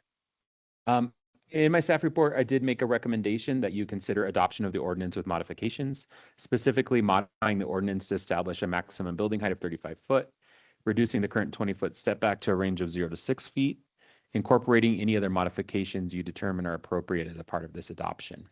In my staff report, I wrote a motion. It has 3 bullets in it just to give you the option to make modifications. If you have modifications for the building height and step back, those are provided. Other modifications, I think, can follow that general form standard if you'd like to make them. As far as next steps go, if it's adopted this evening, we'll work to finalize the ordinance language consistent with your direction. We will publish that in accordance with the other applicable requirements for an ordinance. And then the overlay district will take effect pursuant to our just our effective date provisions, which is 30 days. The district will then be implemented through our administrative zoning and development review process. Tonight you have with you Chair Reese from the Planning Commission. You also have Chief Schmidtman here from Ned Fire, who have been a principal part of this conversation. I think they're happy to provide additional information if you have questions for them as well. And I am also available to answer any questions you have. All right. So first off, and then we'll ask any clarifying questions of Town Manager Kane, and then we'll go into any comments from Chair Reese and Chief Schmidtman. And so let's do that first. Any clarifying questions for Town Manager Kane?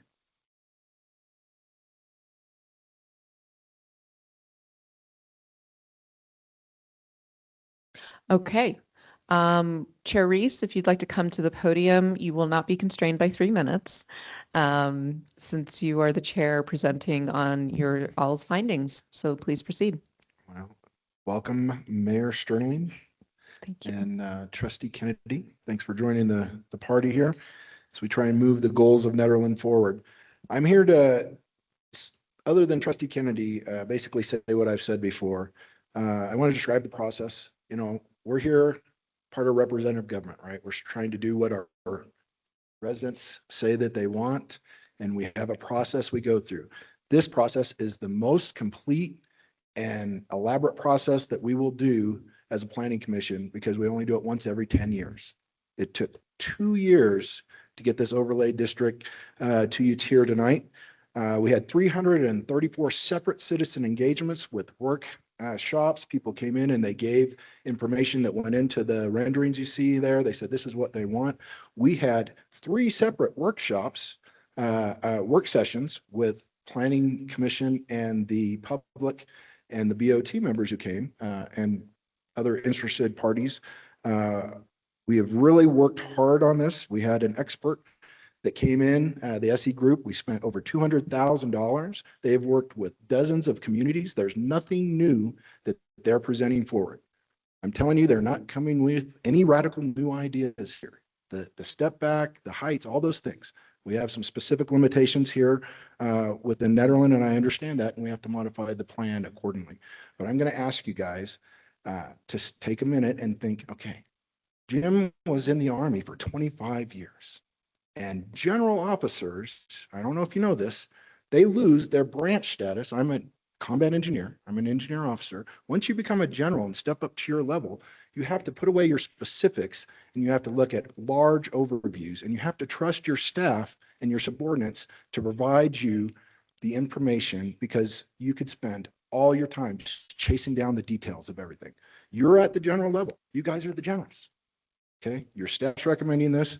We did the 2 years worth of work. We engaged the public. You can find reasons to come in and pick apart the plan and say, what about this? What about that? And at the last minute, and just keep pushing it down the line.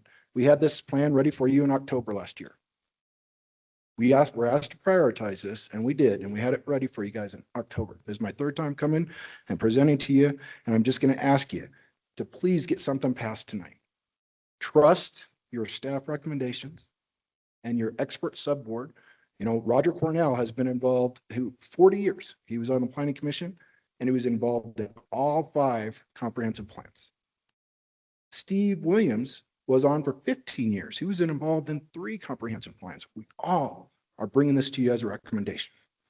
Okay? I'd like you to advance the ball and pass this ordinance tonight because I'm going to tell you, when you keep saying, what about this and what about this, and it gets pushed down the road, it makes us subboards feel like you don't have faith in the work that we're doing and our recommendations. At this time, I'd be happy to answer any questions you have. All right. Any clarifying questions for Chair Reese? Thank you very much. I have a clarifying question. What is your recommendation? Because we have some staff recommendations. You all gave us, the initial recommendations. You were here for the first reading. I'm generally, I'm somebody who always supports whatever the staff is saying because they are the people that are doing the grunt work down there. And I don't know the information that John knows about why they recommended that 6 foot. I'm going to tell you that you go down to Boulder, you go to communities all over the place, you see plenty of step backs for 20 foot. You look at the rendering on the front of that overlay district there of that sub-area plan, and it's a picture of what that's supposed to look like. And I do not feel like 6 feet will adequately shield against that canyon effect. That was the big reason why we wanted to do that, was so that we didn't have the Black Hawk effect when you turn in and you got 3-story buildings that are built right out to the sidewalk. So my recommendation would be that you pass it with a 35-foot height and do not change the setback. Is the, just a quick follow-up on that, is the 20-foot setback is intended for there to be usable space on top? Like, I mean, that, like, as you referenced that photo where there's Yes. patio up there on the roof. That was exactly right. It was going to be something that could be a rooftop dining or something for residents, but that would be what the builder would be determined. But that wasn't really our role. The reason it was recommended to us by our experts and why we agreed with it was based on the community feedback from the open houses when they came in and they put their little dots on the pictures of different things. All that stuff is in your packet. If you look in there, it says exactly what they liked. And then the experts pulled this all together. We had all of these meetings and we said, yep, that's it. We don't want to look like Black Hawk when you turn in off of the highway and suddenly you're in this canyon. Right. Because it's a very narrow district we're talking about. We're only talking about, 3 blocks, long on First Street. So this is a very narrow opportunity here. So I feel like it's important. That's going to be the heart of our downtown area.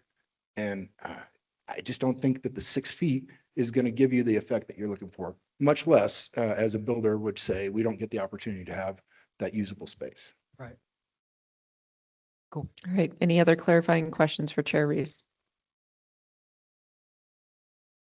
Thank you, sir. I appreciate your time. Yeah.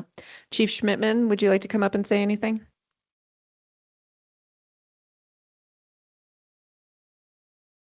Good evening.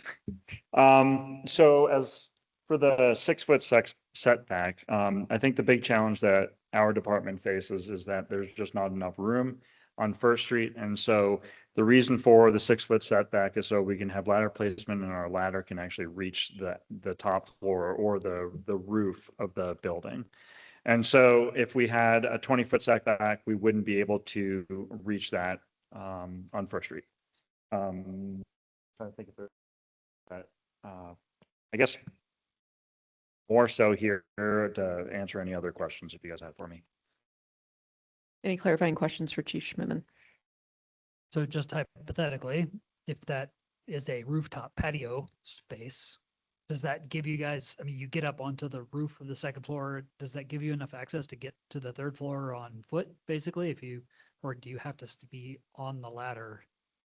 Right, if it gets you onto the roof of a outdoor patio on the second floor, on the roof of the second floor. No, we would be looking for rooftop access from the ladder. Gotcha. Yep. And another clarifying question is that you're assuming that there's not enough room as of today where the streets are and where the buildings are. Correct. Right. There's also a ladder height issue. So if we set a 20-foot setback, we put our truck on the street, we would have to park the truck even farther away from the building to reach that rooftop, which then would require a longer ladder truck than what we currently have. Right, which is something that we address as an issue. It's like already an issue in our community is that we don't have a ladder that meets or fits all the buildings that we might have to access. Correct. Yeah. Plus, okay. We'd also have to change some roadways and turnarounds and even housing of where such a craft would live. Right. Yeah. Okay. But that's, and again, it's assuming where the road is today. Yeah, and the challenge is going to be the south side of First Street.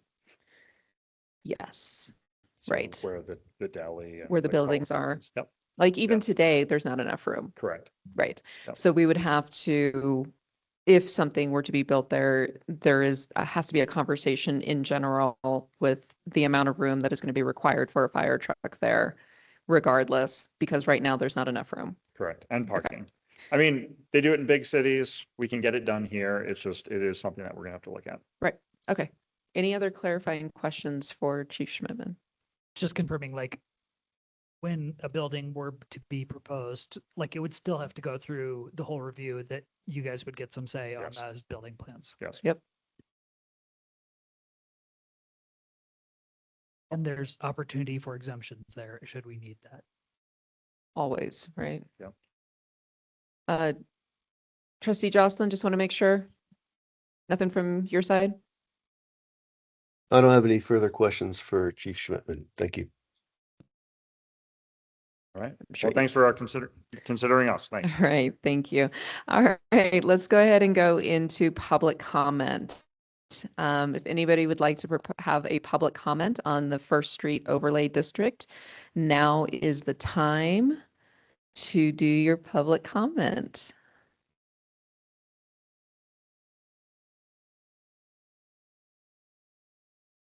Ron Mitchell, Netherland resident, property owner. John, did I hear you say that you were recommending a 45-foot height? Was that in your, I'm, as you all know, hard of hearing, so I wasn't sure. Town Manager Kane? One of your bullet points? The ordinance as written says that the building height should be capped at 35 foot for buildings with flat roofs, 45 foot for buildings with pitched roofs. The previous direction of the Board of Trustees was to consider a height of 35 foot for all roof types. I would say this, that I can't do a development with a 35-foot height limit. So if you find that in my lifetime, I won't be able to. I think you need to study this more. I think there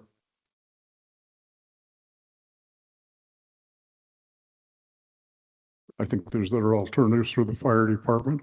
There's thousands of buildings, 3 and 4 and 5 stories tall, that have standpipes and very sophisticated sprinkling systems. So 45 foot is what I've asked for the entire time. It's been apparently ignored to be left at 35 feet. Therefore, I'm just telling you that I will not be able to do it because it doesn't pencil out. I've done the math. Nobody else has. It's never come up. It's not part of your protocol, but every developer has to do that to try and see if it will pan out. We have at a maximum, a season here of tourist utilization of the businesses. And the businesses suffer the rest of the time with just barely getting by. So that isn't a consideration that's been given any thought either. Again, I keep turning the mic off, I'm sorry. So I'm very concerned as to what your decision is going to be. I have a lifetime of investment in properties in town, millions of dollars at risk, and I'm not willing to try and do something that doesn't pencil out financially for me anyway. And when I die, well, it might for somebody else. But I really think this needs to be studied some more. I think you really need to try and find a solution that can produce a reasonable return for not only the landowner, but the businesses who are going to run, and there hardly any of them and their needs have been consulted in this process. I agree with Jim. It's been exhaustive. It's been complete, and it shows what others want, but it doesn't show what can be done practically. So I'm sorry to say this, but if you pass it, I can't do anything. Thank you. Thank you, Ron. Is there anyone online who would like to provide a public comment on the First Street Overlay District? It looks like David Seitz, go ahead and speak. Hi, David Seitz here. I live on 2nd Street. I'd kind of like to reiterate what Ron says, and that is that he's the only guy with an integrated view of what to do on this block. And, you know, the way it's set up otherwise, I just see this thing as being a strip mall. You know, Ron has brought, some very interesting designs. I mean, maybe they're more grandiose than people like, but in any case, the alternative, I'm telling you, it's going to be a strip mall. So anyway, that's all I've got. Thank you. Thank you, David. Anyone else online who would like to provide a public comment?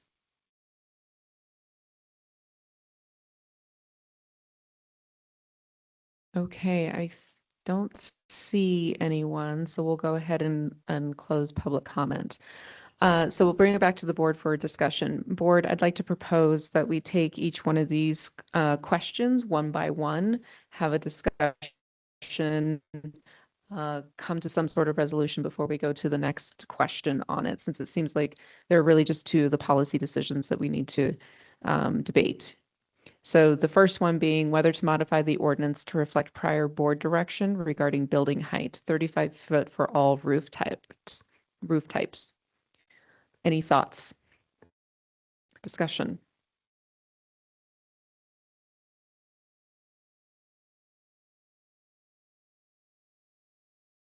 You're about to go. No. I mean, I haven't learned anything new in the last few weeks since we last talked about this. I think 35 feet, as we've said, town staff recommends it. I still think that is the right amount. And while you want to do it separately, I think there is a combination because, if you go to 45 feet, we still have the same geometric issue with servicing by the fire department. So we have a geometric reality here is that if we start going too high, we start having trouble serving it. So personally, I think 35 feet with and then we'll step back later. 35 feet in my view. Okay, thank you, Trustee Larson. Any other thoughts?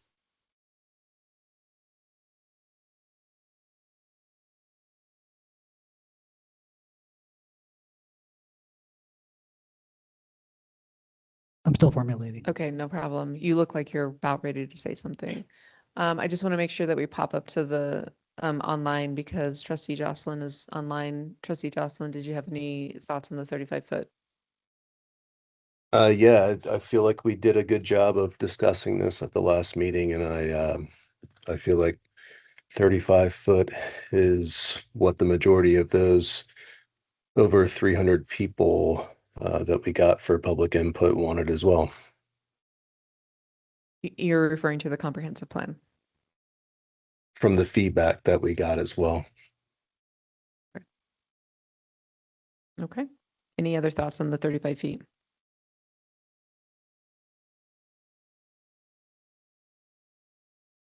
Yeah, I feel like it lines up with the other plans. I do have some feelings about it as it relates to the setback. But as a general plan, it feels like it lines up with the other plans and with the previous recommendations. My thoughts on it is a 43 or 45-foot pitched roof. It'll provide some diversity, and at the same time, I'm not going to hold out just to not make a decision on this. So I will be just fine approving the 35 feet. And what I would like to do is to work with the property owner to figure out some creative ideas.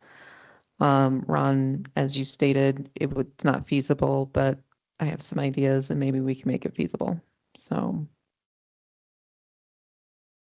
And I think as we mentioned before, at the time of submitting plans, there's opportunities for exceptions when it makes sense. Mm-hmm. You can't amend the building height in the code as an exception. You can't increase it. If somebody were to bring a plan with 42 feet and your code says 35, there's nothing you can do. You would deny that application, or that person can build the building. There's also in our code, we talked about this in the last meeting, but there is an SRU process for essentially for rooftop appurtenances that could be helpful in that case. But one of the things we're trying to do is to keep the the uniformity amongst the code there. So we don't have PUDs on every single lot. Gotcha. Thanks for that clarification. So how does that work for you, Trustee Miller? Is Yeah, that clarification? let's get through the setback, the step back. Thank you. But yeah, I'm okay with it as it is right now. Can I just add to that? That doesn't mean that you can't amend this ordinance and Right. amend the code language at a later date. You just would not be able to, for per applicant, make adjustments. So yes, we can always bring it back before the board. All right, so general agreement here on the 35 foot. Did you want? No, I'm not. Yeah, I mean, I've reviewed got it the and look. I agree with it. Yeah. You missed the look, OG. Okay. You're right. You don't have to worry about the look. Number two, whether they retain the current 20-foot third floor step back or modify the standard, including consideration of a reduced step back in the range of 0 to 6 feet. This one I'm probably more conflicted on. I really appreciate, the drawings, but what it assumes is that that's a flat grade. And we know First Street is not a flat grade. And it also didn't take into consideration, things such as like the sidewalk. So it could even be off by a margin of error. And so I completely hear that it would still be an issue for fire. And I don't know that 6 feet it's like, if you're going to have 6 feet, why have it at all? And so this is where I'm conflicted. Those are my thoughts. I would say, been to a lot of countries, a lot of interesting cities where you have narrow, 3 foot, 4 foot setback or stack. Why does this have to be such a similar word? Step and set. Step backs on an upper floor, and it actually creates really interesting spaces that people can utilize. If it's an apartment, it gets that, sort of Parisian balcony view of the downtown area. So there's a lot you can do with limited space. It's kind of the limitations provide the inspiration, the impetus for a talented architect to really come up with something interesting. The step back, we keep running into the geometric reality of the street is with our current system, our current fire department trucks, what we can serve, we can't really go much further than that. Yeah, there might be a few feet here or there, depending on the slope of the street, size of the sidewalk, the step back of the building.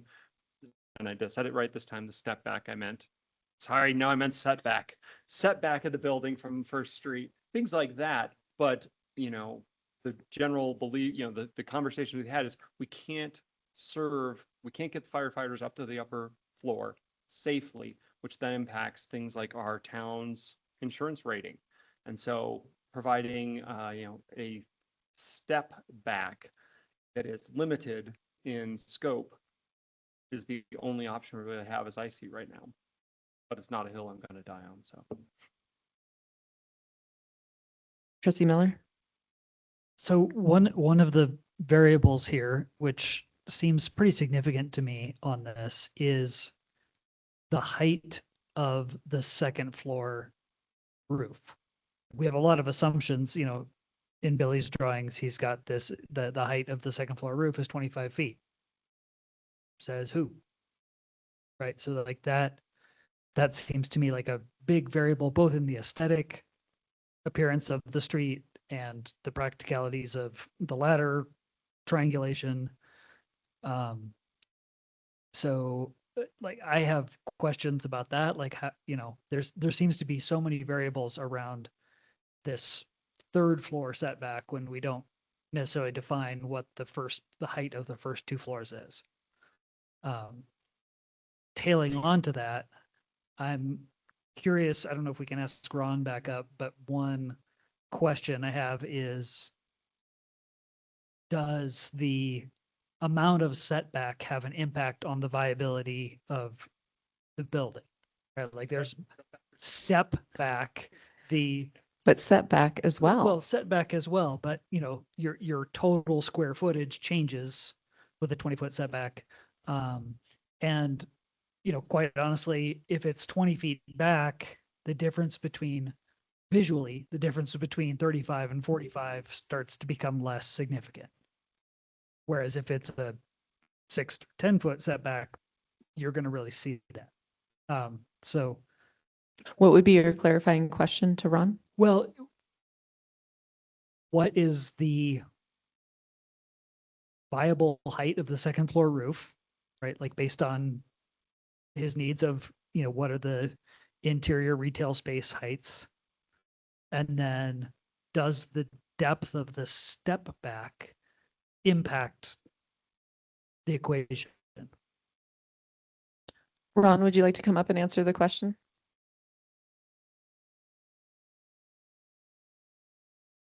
I know it's not just a question of square footage, but It's hard to give you an exact answer because sometimes design makes a big difference in what income is. You have a given volume under the current zoning, say it's a block like this, and that has the potential to have a certain level of earning power. As you reduce that volume, you reduce the earning power of the building. So the fact that the chief says a 6-foot setback is better for him, it's also better for the developer because there's more volume. And the current situation that almost every business in town has right now is a lack of volume. We have 3 restaurants who have to use their basements for kitchens because they don't have enough square footage on one level. But the most efficient restaurants are ones that have everything on one level so that it's the ease of foot traffic, and particularly in the restaurant business, makes a huge difference. So the answer to your question is it has a tremendous impact on the value of the building. The more the setback, the lower the value. Say that again. The lower the setback, Again, the more step back, the lower value. that's correct. So the So more, I agree. I don't want to see a canyon with straight up walls. You have that at Kathmandu Plaza right now. I don't think it's attractive. But to the point that there are uses for smaller setbacks, that's true. But it again, design can make a big difference. But overall, generally speaking, the more you reduce the interior volume, the lower the value. But on the other hand, when you have a setback that is long enough or wide enough, and I've made the proposal, it's just bounced around of a 25-foot setback so that you can have pedestrian amenities that make sense. But you've now taken a huge, if you have a 25-foot frontal setback, you've taken a huge amount of volume away from a building. So can you put it back? That's the question. Where can you put it back? Because First Street is too small. The south side, all the buildings are 2 foot into the street. So it only makes sense to try and design something that will fit what needs to be done, not necessarily. You can show 300 people who don't have architectural training and a business knowledge of how the financing works and have them all agree on something that won't work. And that's what I see here. okay. Did you get your question answered? Have I Yeah. answered yeah, your question? yeah, no, Okay. that was great. Thank you so much. Cool. Thank you, Ron. Okay, so that clarified for you? What did it clarify? Just the decrease in volume decreases the value. So the bigger this either setback or step back, you're decreasing the volume. If you can offset that with, like Ron said, some pedestrian amenities, things that make the building more attractive, you offset some of the cost. But I think that's a pretty good summary. Okay. And going back to setback versus step back, setback here is there's a minimum, but it can go more than that, correct? So if fire needed more room and a proposal came to fire there would be a negotiation process where, oh, you would like to have, let's say, a 15-foot step back. In order to have a 15-foot step back, that requires so much room into the road, and that may require the step back to go back. Is that a correct statement? Yes, but that process is not, that process would not be contemplated under this ordinance unless we change the ordinance. Because what we're trying to do is there would not be PUDs in the downtown. That would, in the CBD, there would be no PUDs, which is a planned unit development, which is a process by which you can create certain zoning standards on a case-by-case basis. And what we're trying to do is take a more cohesive, uniform approach to the development of those lots downtown. Right, but even with these overlay district standards, if that was an issue, if a developer came with a certain step back and fire looked at it and said, we don't have enough room, would you consider going back more in the setback? That's a conversation that would happen outside of that, correct? I just want to make sure there's room and a mechanism for that to happen. Yeah, so you'd have that 10 foot, right, on the As a front. minimum. And then you have on the back, it depends on if there's an alley or if there's not. So Mhm. then you get that 10. Right. You can have a bigger setback.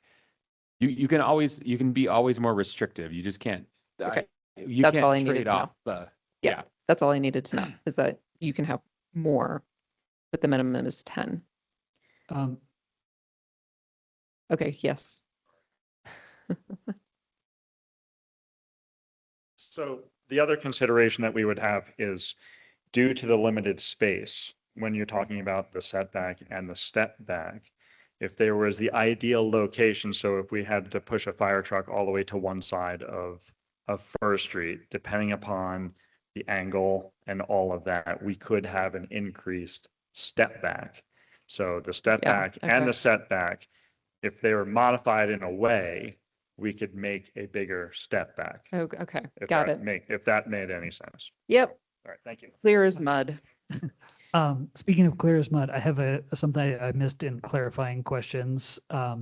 The sub-area plan document says 20-foot setback from the property line. The ordinance says 20-foot setback from the facade line, which makes a significant difference in how far back the actual step back is. We're going off the ordinance. So right. So the ordinance says 20 feet from the facade, which is it's the ordinance. Yeah. Okay. Yeah, for the step back. Step back. Right. Okay. Yeah, that's significant. So I guess for this one, yeah, there are some creative things to do with smaller step backs.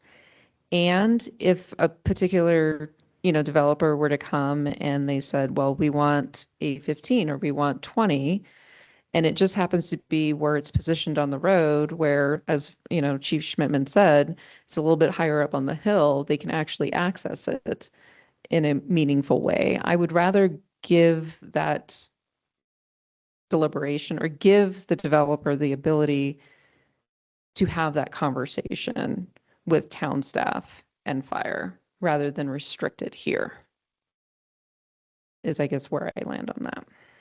I guess one of the goals of doing this, one of the goals of trying to push or trying to pass this overlay district was to provide something that was going to provide a structure in which a developer knew what they were getting into. So there wasn't a place for this trading and like this uncertainty of, well, if I do it this way and this way and this way, and fire says it's okay, then I can, it's trying to give this structure like this we know can be done so that any developer can come and say, all right, I know what the rules are. I can now make a design for a real project. The place I feel I'm a little stuck still on the step back part of this is when we're talking about minimums, and what can be adjustable for the developer's purposes, where we want maybe a minimum that's farther back so they don't come all the way up to the street. For fire, we want a minimum that's closer, right? Like we don't want them to go back to 25 or 30 feet. Do we need a min and a max on this? Because a 35-foot step back would be impossible for fire if they wanted to go super far back. Right. But we don't want them at 2. Like, do we actually need a max and a min? Well, the building can't exceed the maximum building envelope of the lot.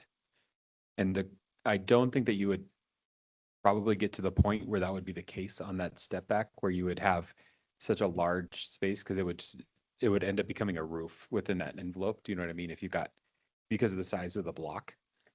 And so I think You're saying there's not enough room to I don't more believe there than would. a 20-foot setback. I think that's where you're going to run into feasibility issue probably. Okay. But it's a good point, and it's something we can certainly look at more if you'd like us to. No, I'd rather get this passed. I just wondering if we should be considering maybe it's a maximum of 20 and a minimum of 10 or something. I don't know. I'm just Or a step, the step back. the back. Well, but you do want to, I would rather give folks the flexibility of 0 if they really wanted it. But then the next building may want some sort of step back. But I think it can't be if as passed, the minimum is 20. So it has to be at least 20 feet back. Minimum. Well, I'm just saying, like as written. That's why I'm saying. So you're interpreting it as every third floor must have a 20-foot third floor step back. Yeah. Yeah. Okay. That's not how I initially read it, so I'm glad you pointed that out. So then that would make me want to say, okay, so now I understand your question more of a minimum to maximum. So like a 0 to 20. And I mean, I wouldn't want to see 0. I think like every third floor needs some step back, whether that's 5 or 10.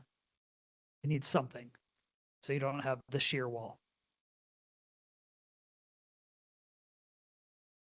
And or give each building the ability to decide that.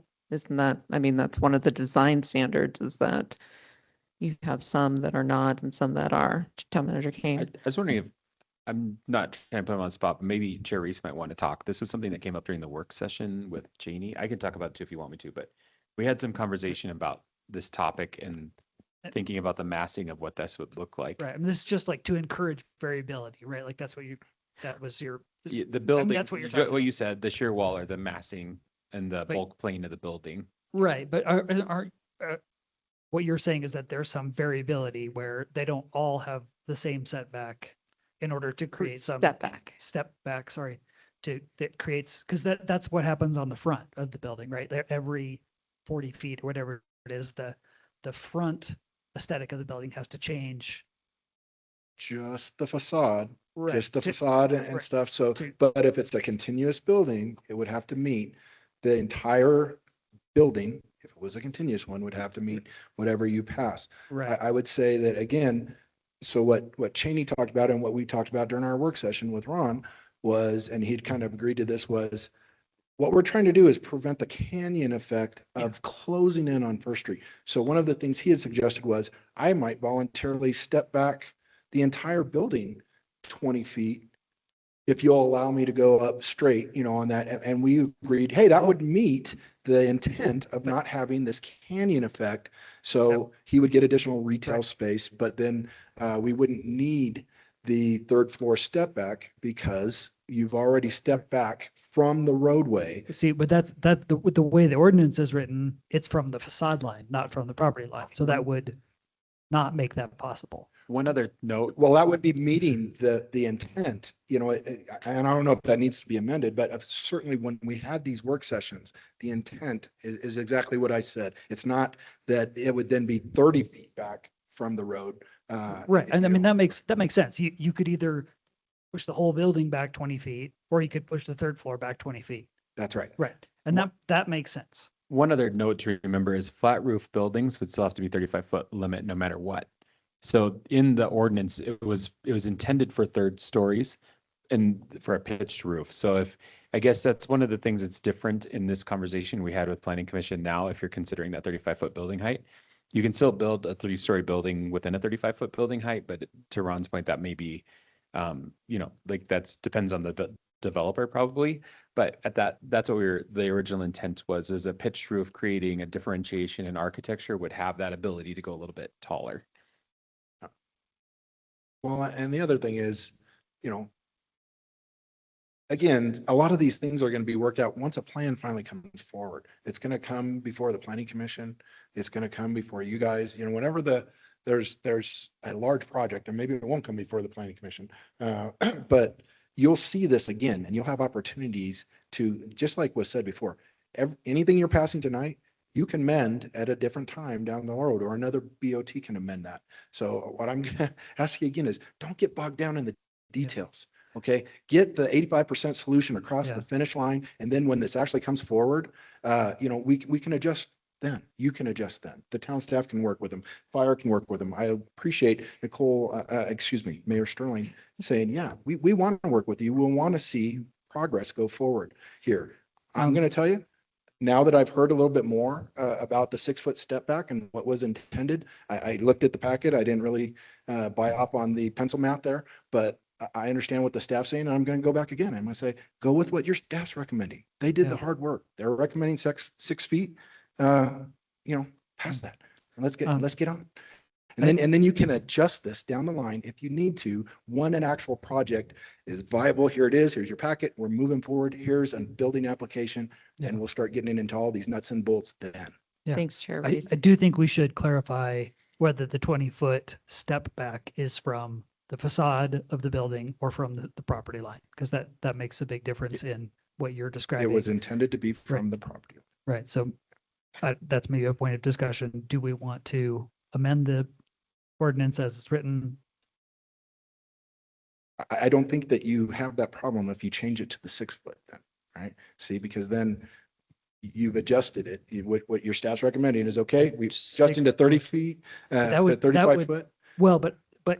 Well, then just so I understand, if we were to adjust it to 6 feet, then you could step the whole building back 6 feet and go straight up. That's exactly right. That would be the same intent. You would meet the intent. Which seems to me different than like the visual experience of a 2-story building with a 6-foot step back for the 3rd floor versus a 3-story building that's only 6 feet back. Do you know what I'm saying? Like if it's a 20-foot I think that's difference, the intent, is like that variability and that diversity. but like a 6-foot setback between you and me is not the same as a 20-foot setback over to the wall of. But if you're looking to try and work with the person who says he's going to try and make this work, I heard less inside space means less value. Right. And I would appreciate less of a setback. So that, you know, that's what your staff's recommending. Again, the details, you're getting bogged down. Yeah, I just want to make sure we understand like property line versus facade and whether the entire building can go back and meet the same requirement. Like that was sort of a new twist to me. And John, is that your understanding? Just to clarify. If you go from the facade line, then you get the front step back. The front setback is built in, right? You have that 10-foot. Right. If you go from that line, then you're really talking about a 16-foot setback or step back on the top is what you end up having. Well, or you get no step back, but an entire building that's set back. And maybe that's a question for fire, because they would have 10 plus street for the fire truck apparatus to be in theory, although you have to consider sidewalk and pedestrian space.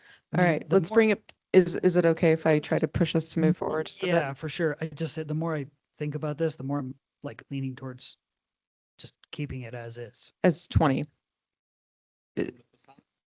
Yeah, and just leave the ordinance as it is. Yeah, is kind of where I'm coming back around to. So let's wrap up the second point. So Trustee Miller, you're saying I'm coming back to the 20-foot 3rd floor step back. When you said leave it as written, do you mean for both pieces or just the 20-foot step back? Leave it as written also has the height piece. Oh, right. I don't know. Let me think about that. Any other comments on the step back? Andrew Jocelyn, I saw you just came off of mute. Yeah, so earlier, Ron gave a bit of an ultimatum saying that if we changed the building height to 35 feet, that he's unwilling to develop there. But I wonder if that would change with an adjustment to that step back. Does it make it more viable for him? Yes or no? The question is, does a smaller step back make it more viable to build? Correct. With that restricted build height to 35 feet, does a smaller step back make it more viable? Yes. Yes, he's shaking his head yes. Okay, I think I'm favoring the smaller step back as recommended by staff and the building height as we agreed upon on the last meeting at 35 feet. Okay.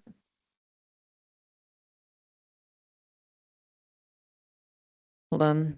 Let's get through the deliberation. Let me see.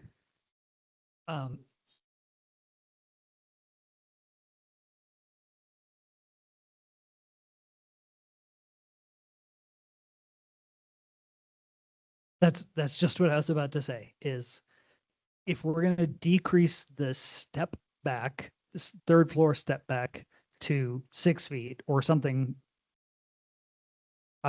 I would say that that has to be from the facade line, not from the property line. Say it one more time for everyone. That if we're going to decrease the third floor step back rule to something like 6 feet, that should be measured from the building facade line and not from the property line. Yeah, because a step back of less than the setback is impossible anyway. Well, I guess you could have an overhang. You can have an overhang. Yeah. Be an interesting That'd be kind of fun too. experience. Okay. Any other thoughts? So we're at 6 feet. Andrew or Jocelyn, Trustee Jocelyn is suggesting 6 feet. Sorry, Trustee Larson, what was your? I'm going with staff's 35 feet, height 6 foot, step back. From the facade facade. line. Yeah, as the Facade ordinance. line. All right, any other thoughts? Would a second story patio affect the facade line? Is that the facade line then, or is it the The facade line would be the front of the building. front of the building? Yeah, so like where the front door is of the first floor. Yeah. And then we'd go up. But if there was, say, a second story, almost like in a couple of these visuals in the sub area plan where you've got the facade and then a second story patio, overhanging sidewalk, how would that play then into the step back? Because the step back doesn't necessarily, it just refers to the third floor. I think you were kind of talking about this before. That's what you're Yeah. asking about. Could you expand? Because then you could have that patio space. And I think in that case, you may not have a third floor if there's a patio, or if you wanted to have a third floor that was still under 35 foot, you could in theory have a bigger step back. And that is, I think I understand where you're going now. So that's where you would have that conversation with Ned Fire. Yes. And as long as that was allowed, I think as long as you were in the height requirements and everything worked with the code and with the building permit process, I think that would be allowed. So let me just rephrase. So facade, somebody wants to have a second story rooftop deck. What we're Patio talking, deck. or patio. Yeah, okay. Okay. Because it wouldn't be the roof, it'd be the. You're already dreaming. So it would be a second story patio. This, just for clarification purposes, that's not what we're talking about with a step back. No, because if there was no third floor, there'd be no requirement for a step back. Okay. It's Based on my understanding of building code and fire code, I concur that you can have a second story patio and not have to meet these requirements for the step back, and that fire apparatus positioning would be okay from other positions as well. Okay. That's Okay. where I was going with that. Okay, I got one more, and I will preface this by saying I like to go to bed early, and I want to pass this thing. Well, then tonight, let's and I help want to us pass all this out. tonight. So Help us help you. If we do a 35-foot max, everything's going to be a flat roof. Like that's just the way it's going to have to be, right? And one of the reasons we went with the 35 if it's flat, 40 if it's more, was to get some peaked roof variation. Would it be more, I'm going to leave out the economic viability for a second, but would it be more aesthetically interesting to have a, much like the original plan, 20-foot step back with potential for 45-foot roof if they're peaked, so that right, like, you get what I'm saying? Like, versus just 35 foot and flat. And also, I believe like town staff had said this the last meeting, is it doesn't have to be 45. You can do 43 or, Well, yeah, something in I'm between. just right. But you're just asking the I'm just- question of the yeah, I'm board, just saying, does that like, create diversity? Just create a more interesting, and because to me, the 6-foot step back and everything's got a flat roof is potentially a little monotonous. The one thing to note, in this version of the staff report, it doesn't say so, but there is also prohibited roof types in this ordinance, such as mansard roofs, which are what you might associate with Paris, and then butterfly style roofs, which are a reverse pitch. One of the other questions about pitched roofs that often come up in this question and did come up with planning commission is the ratios of essentially the roof triangle to the building and what you have to do to get the usable space. And then pitched roofs can sometimes limit third floor spaces as well. And that was part of the conversation planning commission had. But one of the things that you do see in the overlay district is a desire for a differentiated building type downtown to make it look like a historic mining town, essentially. Yeah. No, I mean, I feel like we all kind of get the intent, right? Is to keep it visually interesting and provide. I don't think enough- historic mining towns had 45-foot tall buildings though. No. So let's be a It's little actually- realistic about it. There's actually quite a bit of architect. I'm not arguing for that, but I am saying that does exist in several towns. We did a analysis in the last staff report, and so the It was one, like- Estes Park has it, and there's some in Leadville and some places like that. But when we looked at overall, we see the predominant building height is at 35 foot. Idaho Springs, Georgetown. We looked at several towns around it, but it's usually, and I think what we really found in that analysis, 35 to 43 feet is kind of like the range you see in towns with similar historic context to Netherland. Yeah, that's what I remember. Okay, so do you have a different proposal or suggestion? Because remember, you want to go to bed. Yes. Does anyone else have any resonant feeling to stick with the 20-foot and let them go up a little higher with a peaked, I think with that a still pitched has roof? the issues of fire service. So that's a no-go for me. Okay. I mean, for me, it was like, I feel like a lot of these is that there are things that are going to change. Like our road that we have currently on First Street is not going to be there in its current form when these buildings go up. It's just not. And so for me, it was like, okay, if we're talking about 43 feet for a pitched roof, and Chief has said, yeah, we can't service some of the buildings today already. We can do it. We'll figure it out.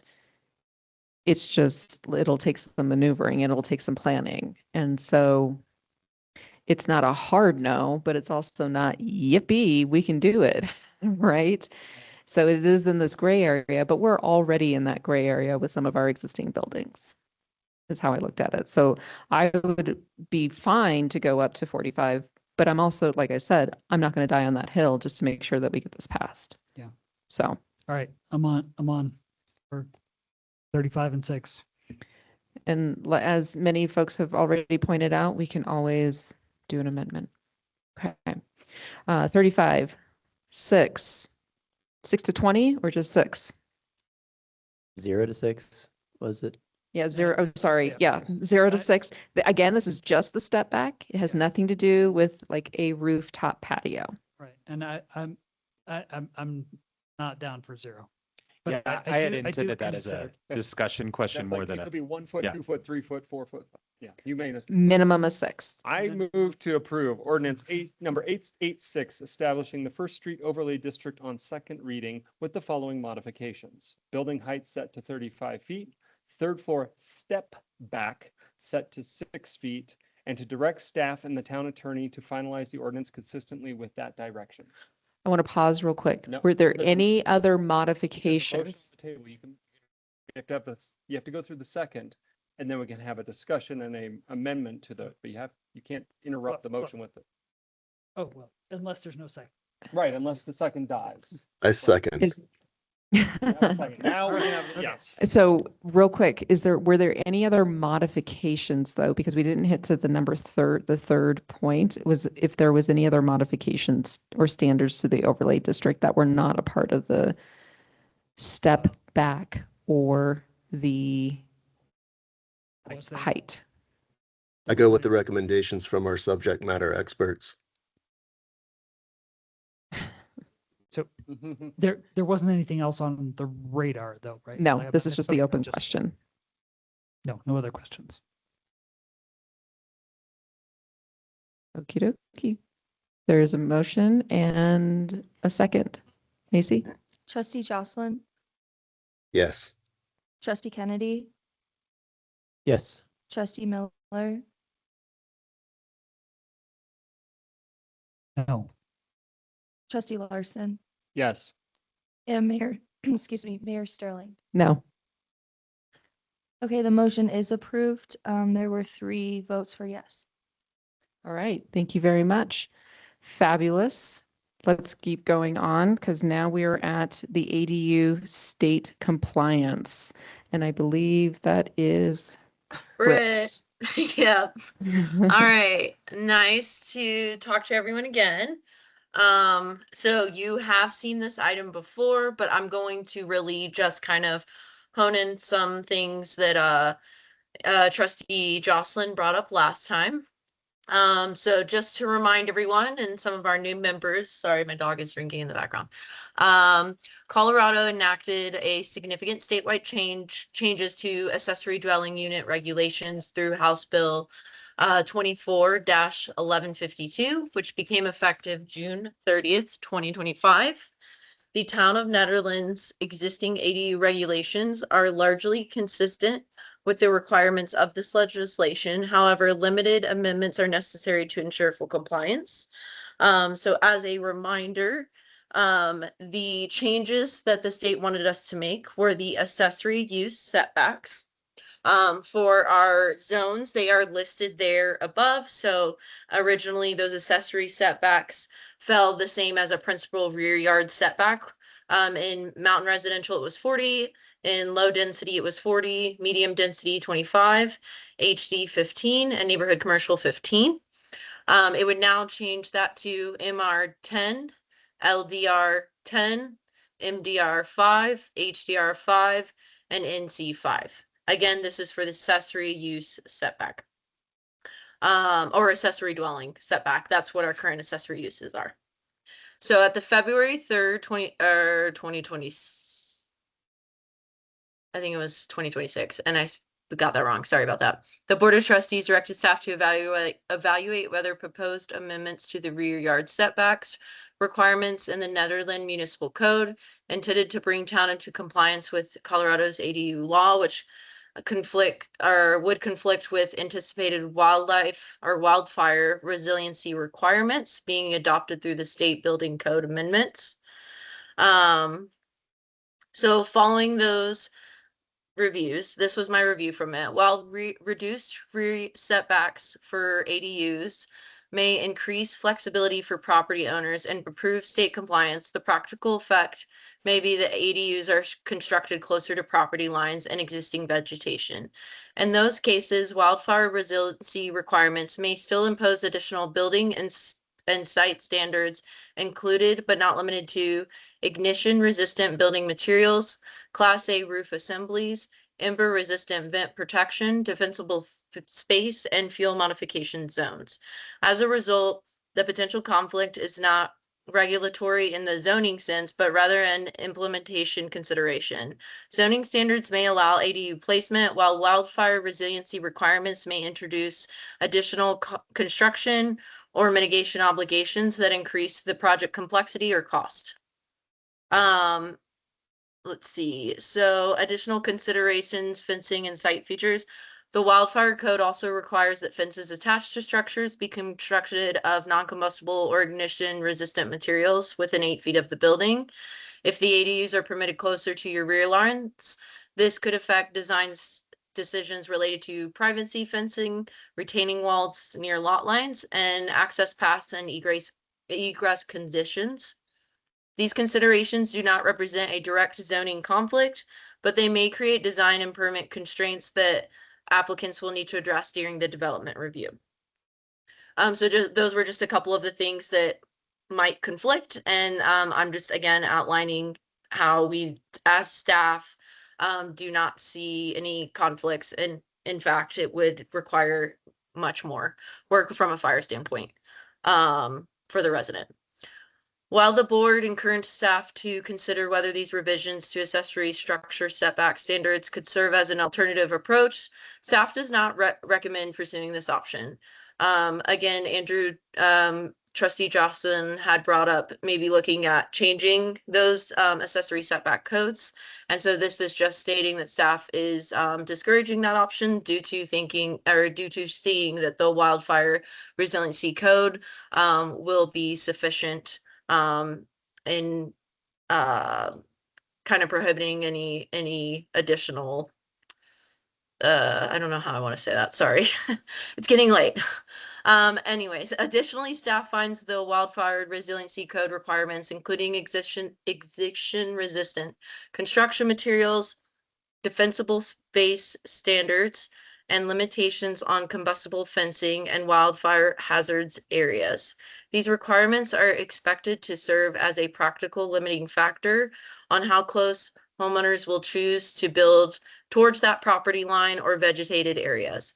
As a result, staff anticipates that the wildfire mitigation requirements will naturally discourage that ADU's construction in the most constrained setback conditions without the need for additional zoning restrictions through the accessory structure setback amendments.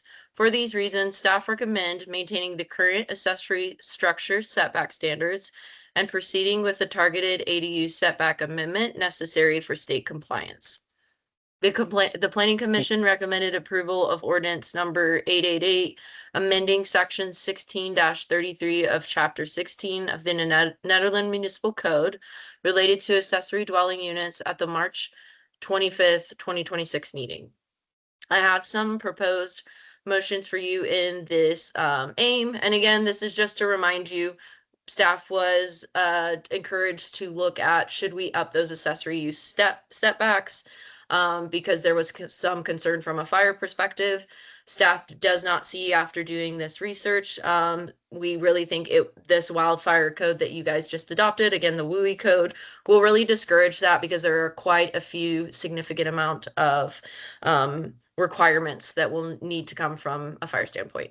So if you have any questions, let me know. Sorry, that was a little all over the place. But let me know if you have any questions, concerns, etc. Fabulous. Thank you, Britt. Any clarifying questions for Britt?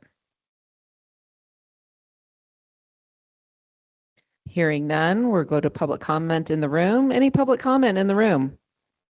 No? Okay. Any public comment online? Bringing it back to the board for discussion and maybe a motion. We've seen this as our second time. We're going into state compliance. I think that's kind of basically the gist here. So I move to approve ordinance number 888, amending section 16-33 of chapter 16 of the Nederland Municipal Code related to accessory dwelling units. Second.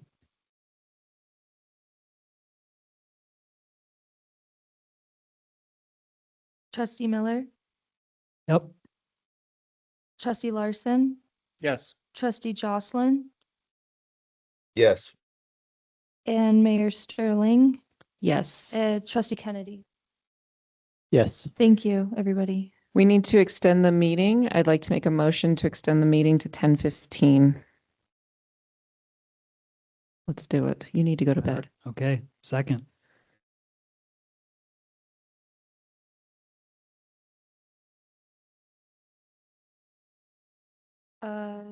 Trustee Miller. Yep. Trustee Jocelyn, Yes.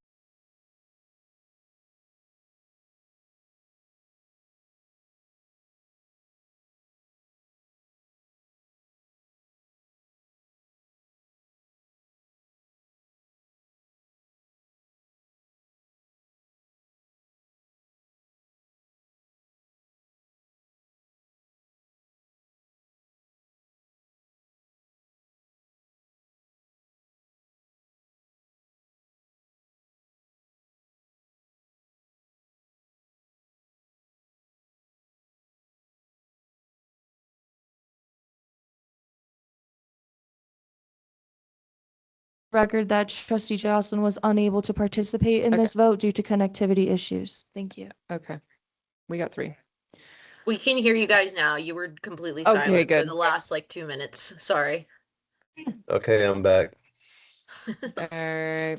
It's bad. And then, Do you approve to the, Ordinance 888. no. Oh my gosh. Extending the Extension meeting, to yes. 10:15. I'm really sorry. Okay, let's get through this. All right, we are on to our final action item, 8.6, emergency ordinance authorizing Eldora expenditures. Town Manager Kane. Well, Mayor and trustees, you know that we are in the work of acquiring Eldora Mountain Resort for the town. One of the things that goes along with that is we need to adopt a supplemental budget to pay for essentially their expenses, which will be operated through our mountain recreation fund. This was not done, we didn't know when this was going to happen, so it wasn't part of our 2026 budget process.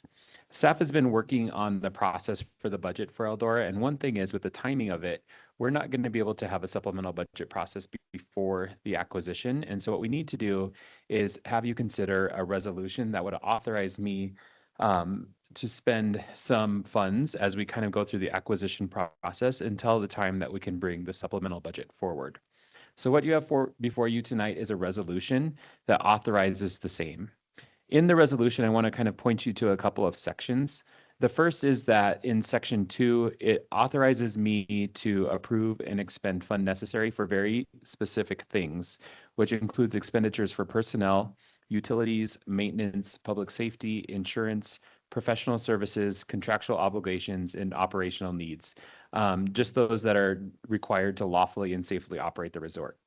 Those may exceed our current budget appropriations we have, but shall be limited just to those things that we need to maintain operations. The authorization here is only going to be in effect for 120 days. I do want to note that that doesn't mean that the budget will be in 120 days. It may be before that. And what we need to do is kind of get through the process so we can bring that supplemental budget to you. Section 4 talks about accounting and reporting. All of the expenditures that we would engage in will be documented and tracked by our financial team, and they will be reported to you just as we report other expenditures. And then in section 5, you see the language about the supplemental budget. We shall prepare and present a supplemental budget for the Mountain Recreation Fund as soon as is reasonably practical once the acquisition is done. And then we'll do it like in accordance with state law as it's supposed to be done. I do want to briefly, just since we have new members amongst us, talk about the supplemental budget process.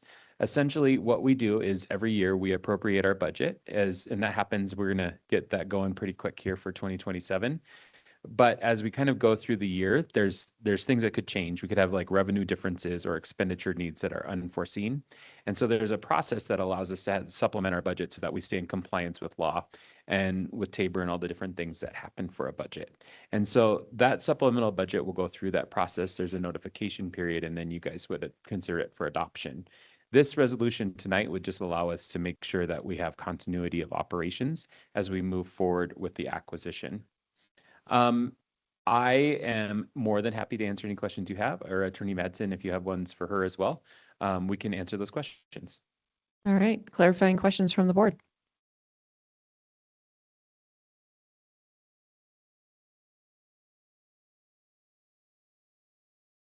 Why it's always me asking the questions, but what happens if we don't close in 120 days? Then I think We can always come back before you Yeah. with another resolution. Another emergency? Yes. Okay. Another resolution. Well, and follow-up question, can we pass a supplemental budget before closing? So we could. Before closing what? The acquisition? Yeah. Oh, before closing the one acquisition. thing to consider, we still are subject to certain agreements, NDAs and things like that in terms of the purchase. And that was one of the things that we need to work through. And so what we know is when the acquisition happens on day one, we're responsible for AP, payroll, and the different obligations like that. And so this is intended to kind of cover those needs. I also have some administrative needs that we need to make sure that we can handle on the town side. So that would also let us do those things just to make sure we're prepared from a financial and administrative standpoint to take on the mountain. So those are the things that we've been talking about. I think that our goal would be to bring the supplemental to you as soon as humanly practicable. We had tried to do it tonight. It just was not, it wasn't something that could happen at this time. But I think as we are able to work